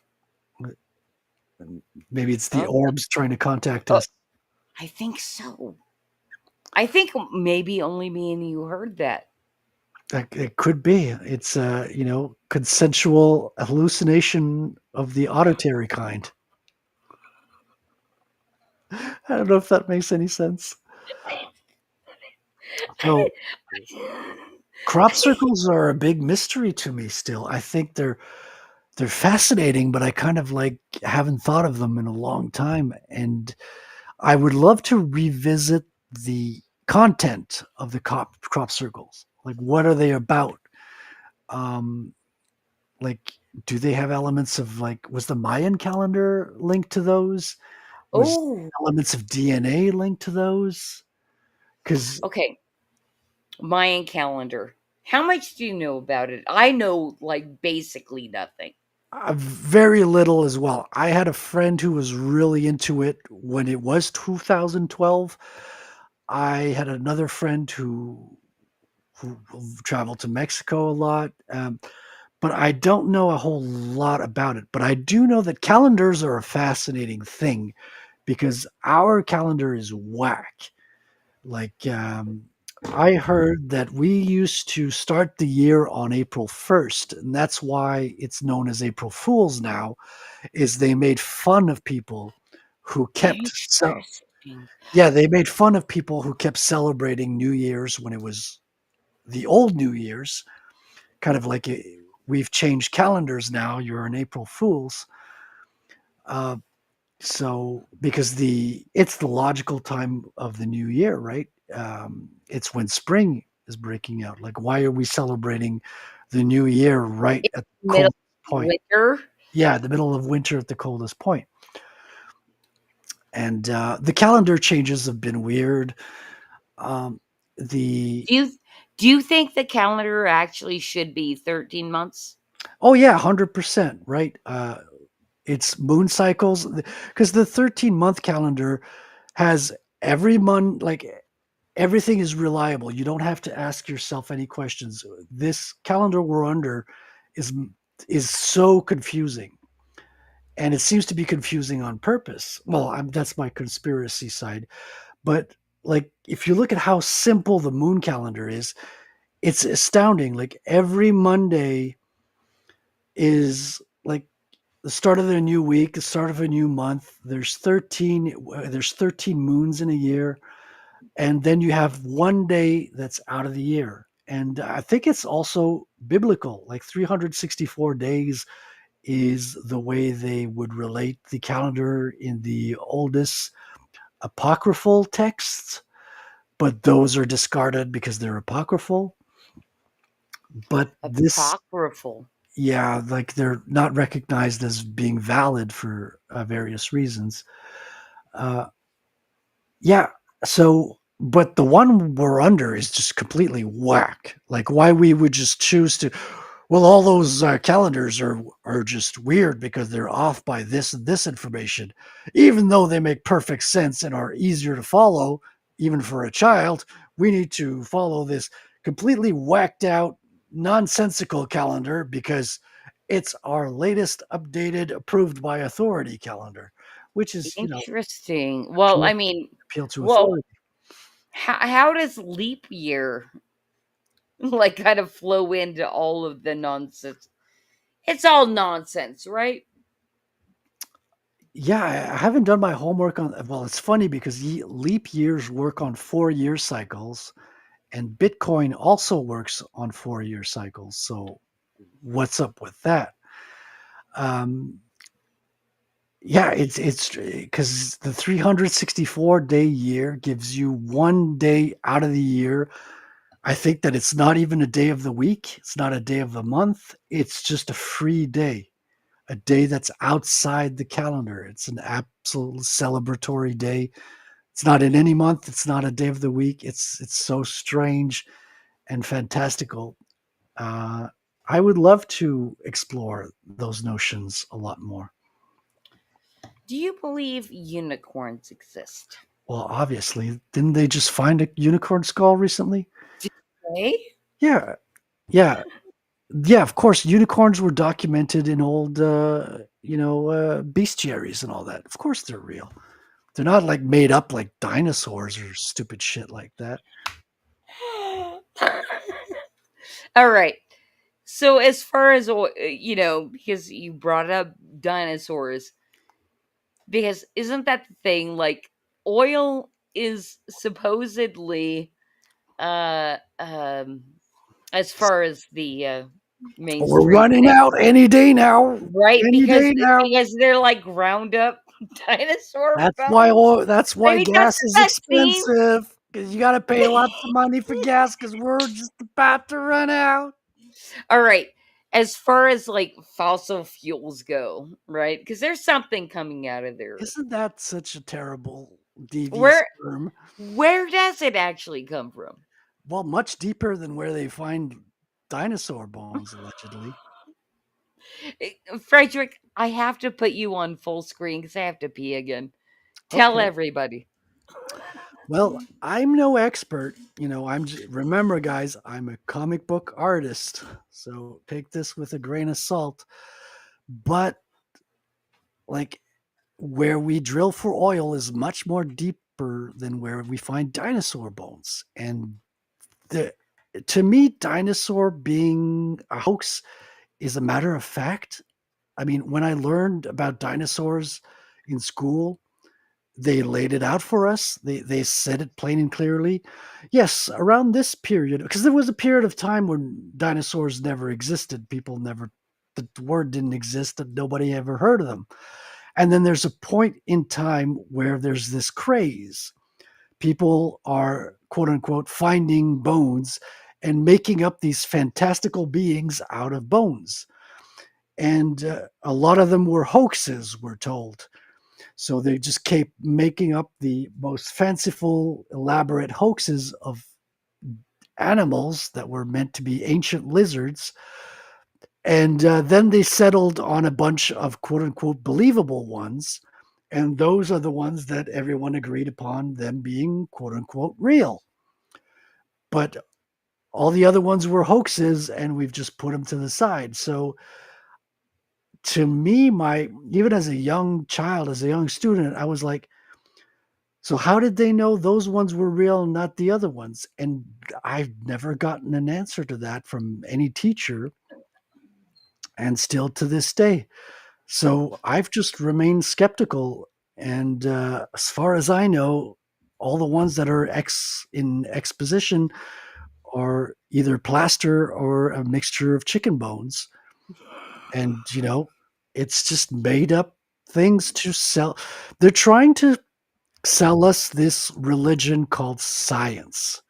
And I call it a religion because it's just a thinly layered, you know, level of reason that's on a mountain of lies. It's because yes, you have reason, but the reason layer is so thin that people get angry when you dig deeper of that thin layer because there's no reason past this thin veil of layer of reason. Well, why do people get angry though?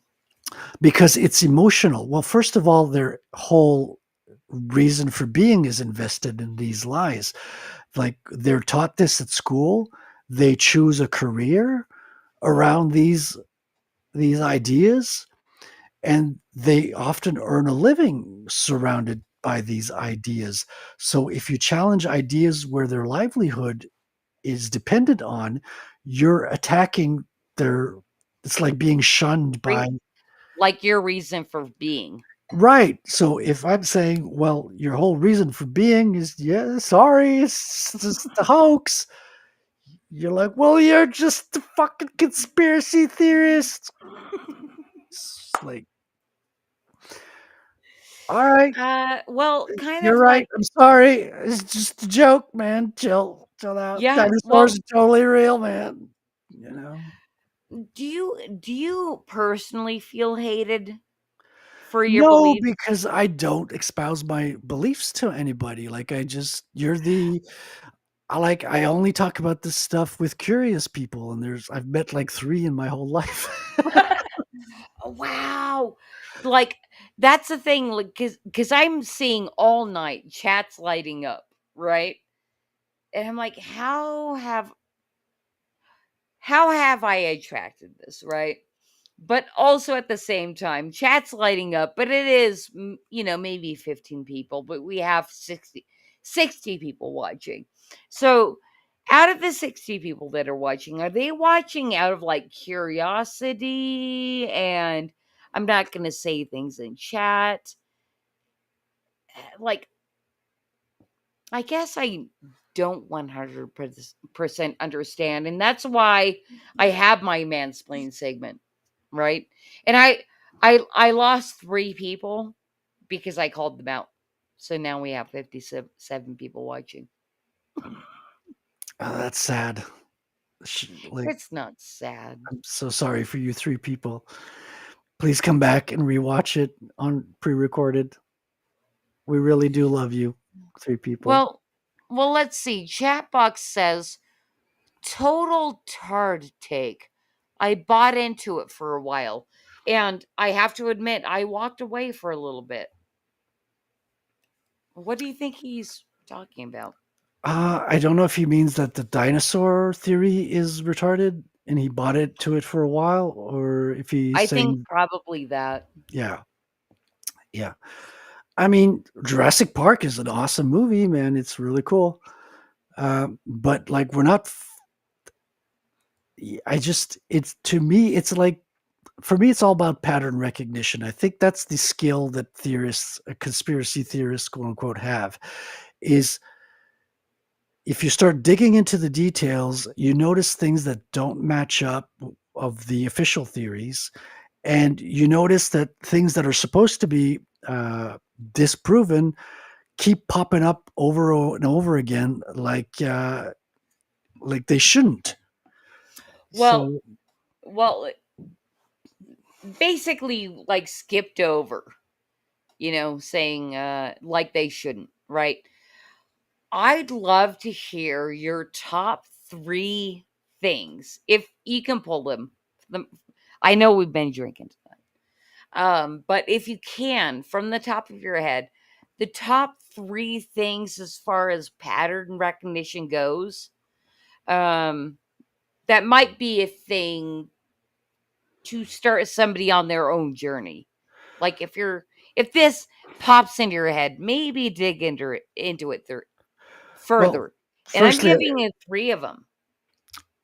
I would advise people on starting this journey, because if you want to, function well in society and keep your friends, you should stay away from pattern recognition. You know, just That is true. it's not it's not something that's kind of welcomed or really appreciated.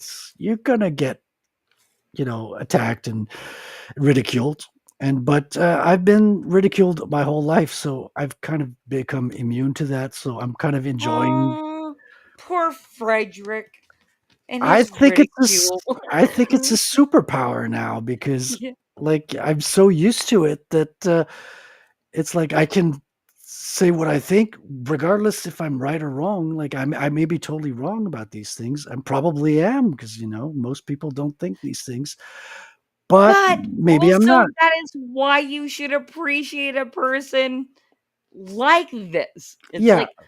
oh, But Frederic, if I I still love you though. if I am wrong, like, why get upset about it? Maybe I'm just a comic book artist with crazy ideas. But the thing is Other people have espoused these ideas, and they are there kind of is multiple points of data. So pattern recognition is sometimes where your nose is too close on the data, you just see what's in front of you. And it's when you take a step back and look at metadata, like the data about the data. It's like, okay, we obviously have bones called dinosaur bones in museums. Why would we have, and people in lab coats are putting them up and they're paid lots of money to do it. Why would all that be there if this is a hoax? It's obviously true, or else there wouldn't be a whole industry around it, right? Sure, but then again, so why did dinosaurs not exist before a certain period of time?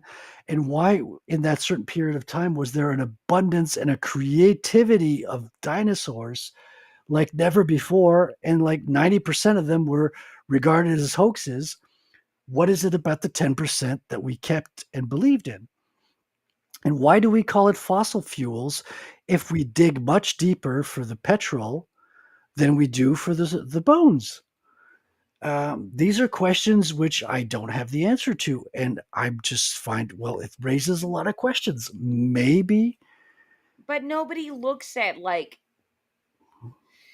as far as like the normie perspective, they're not even going that far to even question like where do fuel come from? Like how do we get those regular people to just like ask those questions? yeah, and Is it possible? it's one of the things that a lot of us on the right seem to agree about is that the climate change is a scam.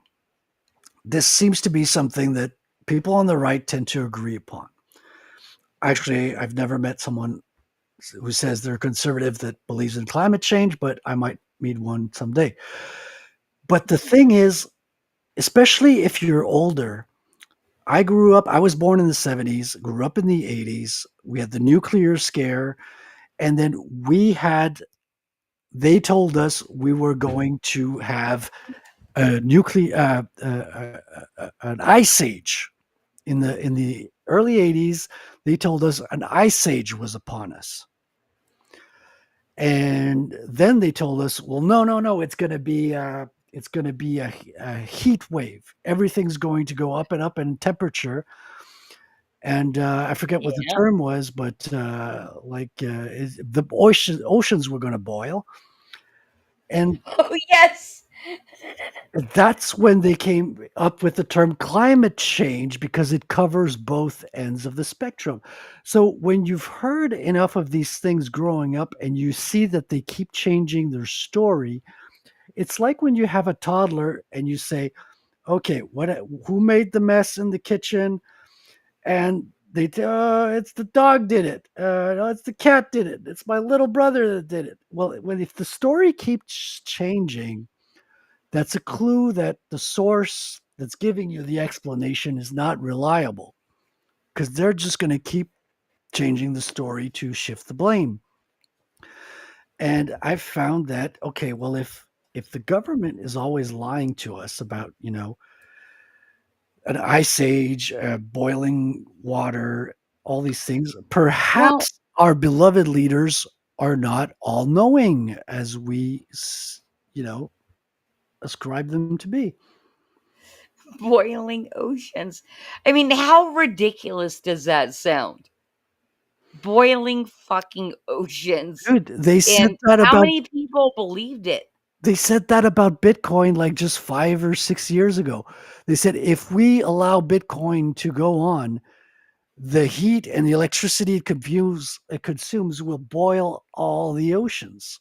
So these are legit, quote unquote, like reputable journalists for reputable publications that are spewing these types of headlines.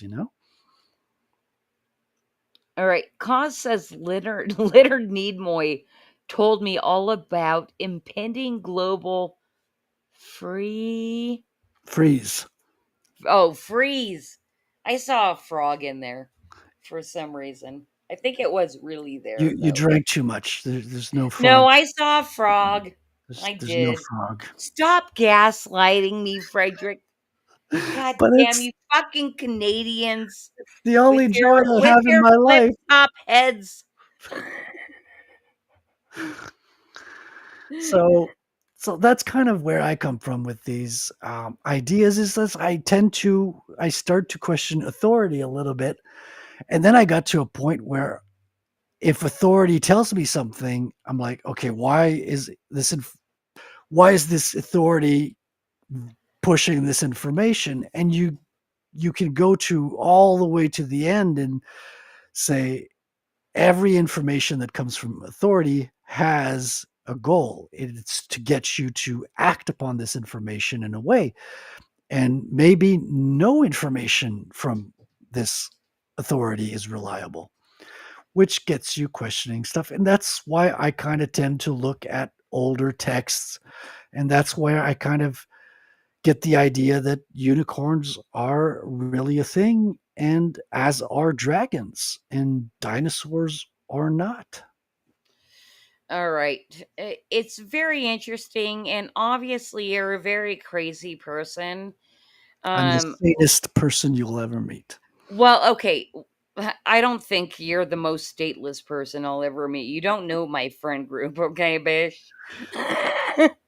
But that's the thing, um, like, do you ever analyze like your friend circle and the people you associate yourself with, and then from there analyze like, all right, am I just um like surrounding myself with these people because they agree, like echo chamber, right? Right. Like, since the lockdowns and stuff, my social circle is kind of moved entirely online.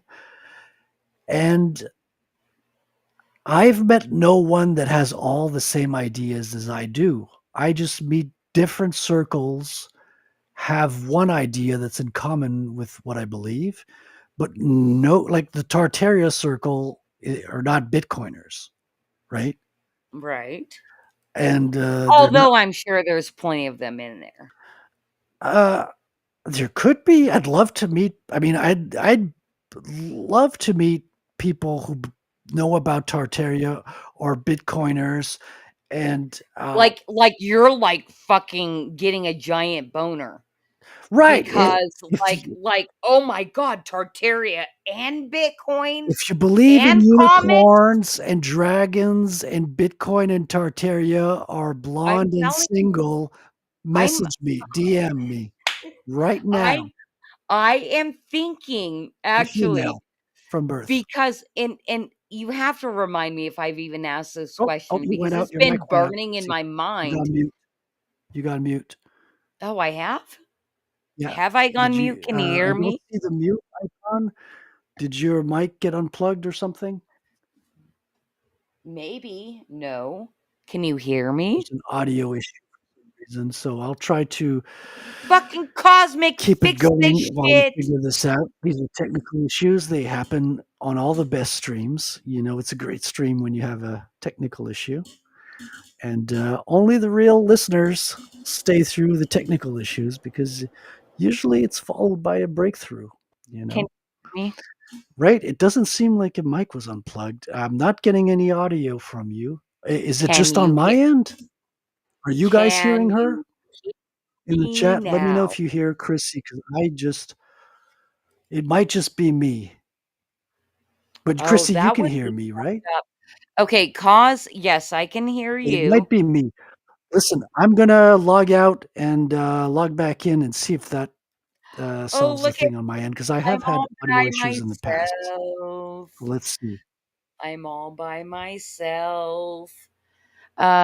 All right. So my wonderful producer says he is I hearing I everything. am Okay, go hearing on. everything here, so I think our guest might have lost being able to hear us. That does happen from time to time.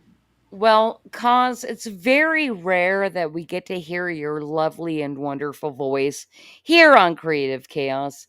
Um, So, do you think I have Canada shut really him down? thoroughly been enjoying the show tonight.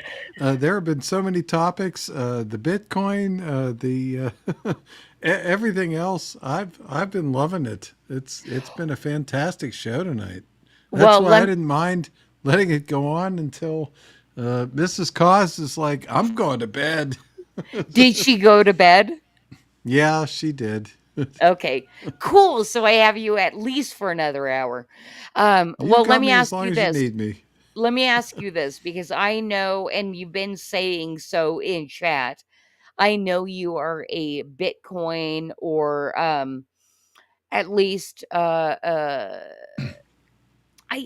I think me personally, I just kind of like umbrella it, everything, like all the crypto is Bitcoin, right?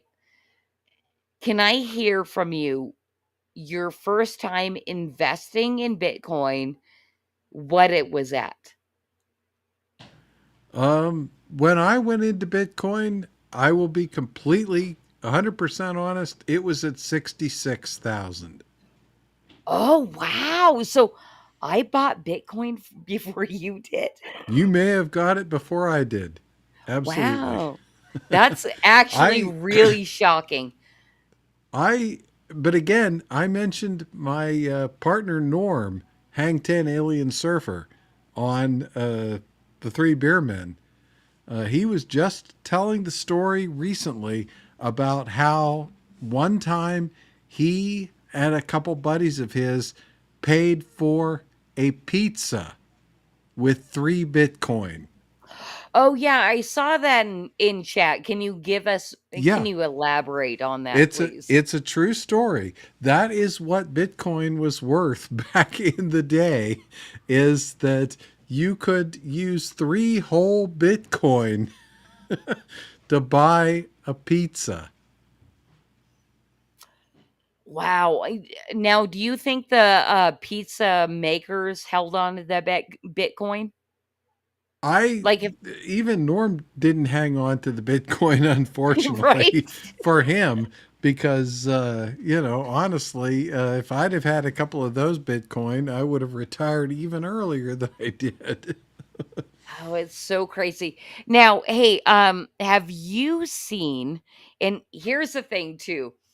Uh yeah, add Frederic back to this because Yeah, um let me drop and re-add. There you go, and there we go.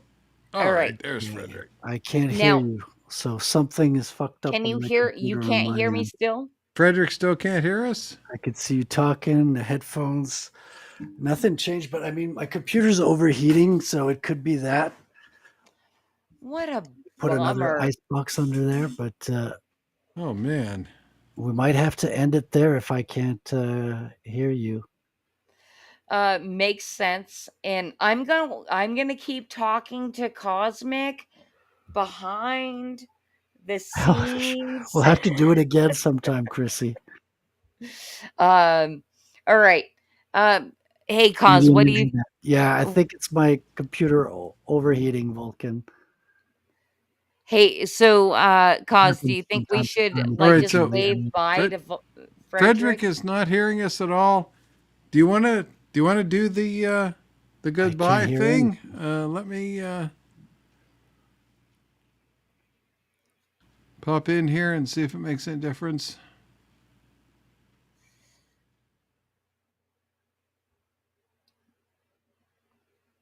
No, he's trying.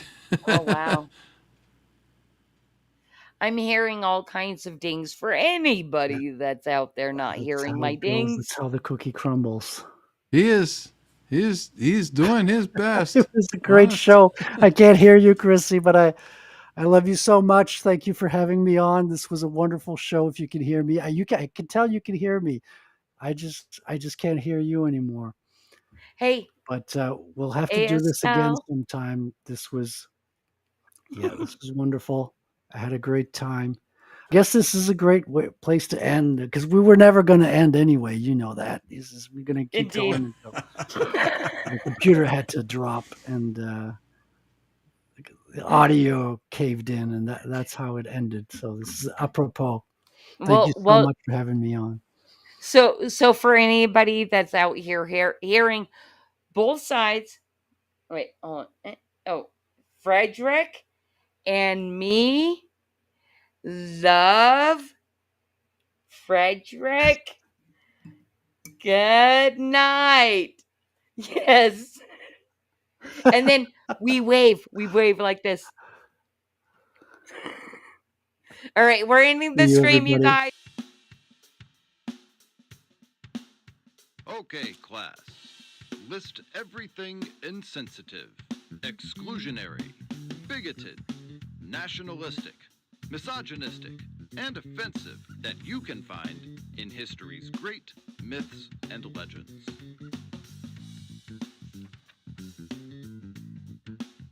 Extra points for suffering panic attacks or emotional outbursts. Fact check every opinion against the lived experience of your comrades and allies, so you can avoid forming a criminal opinion. Scrutinize it cover to cover. Wrongthink, misgendering, dead naming, misinformation, microaggressions. Leave no page unturned.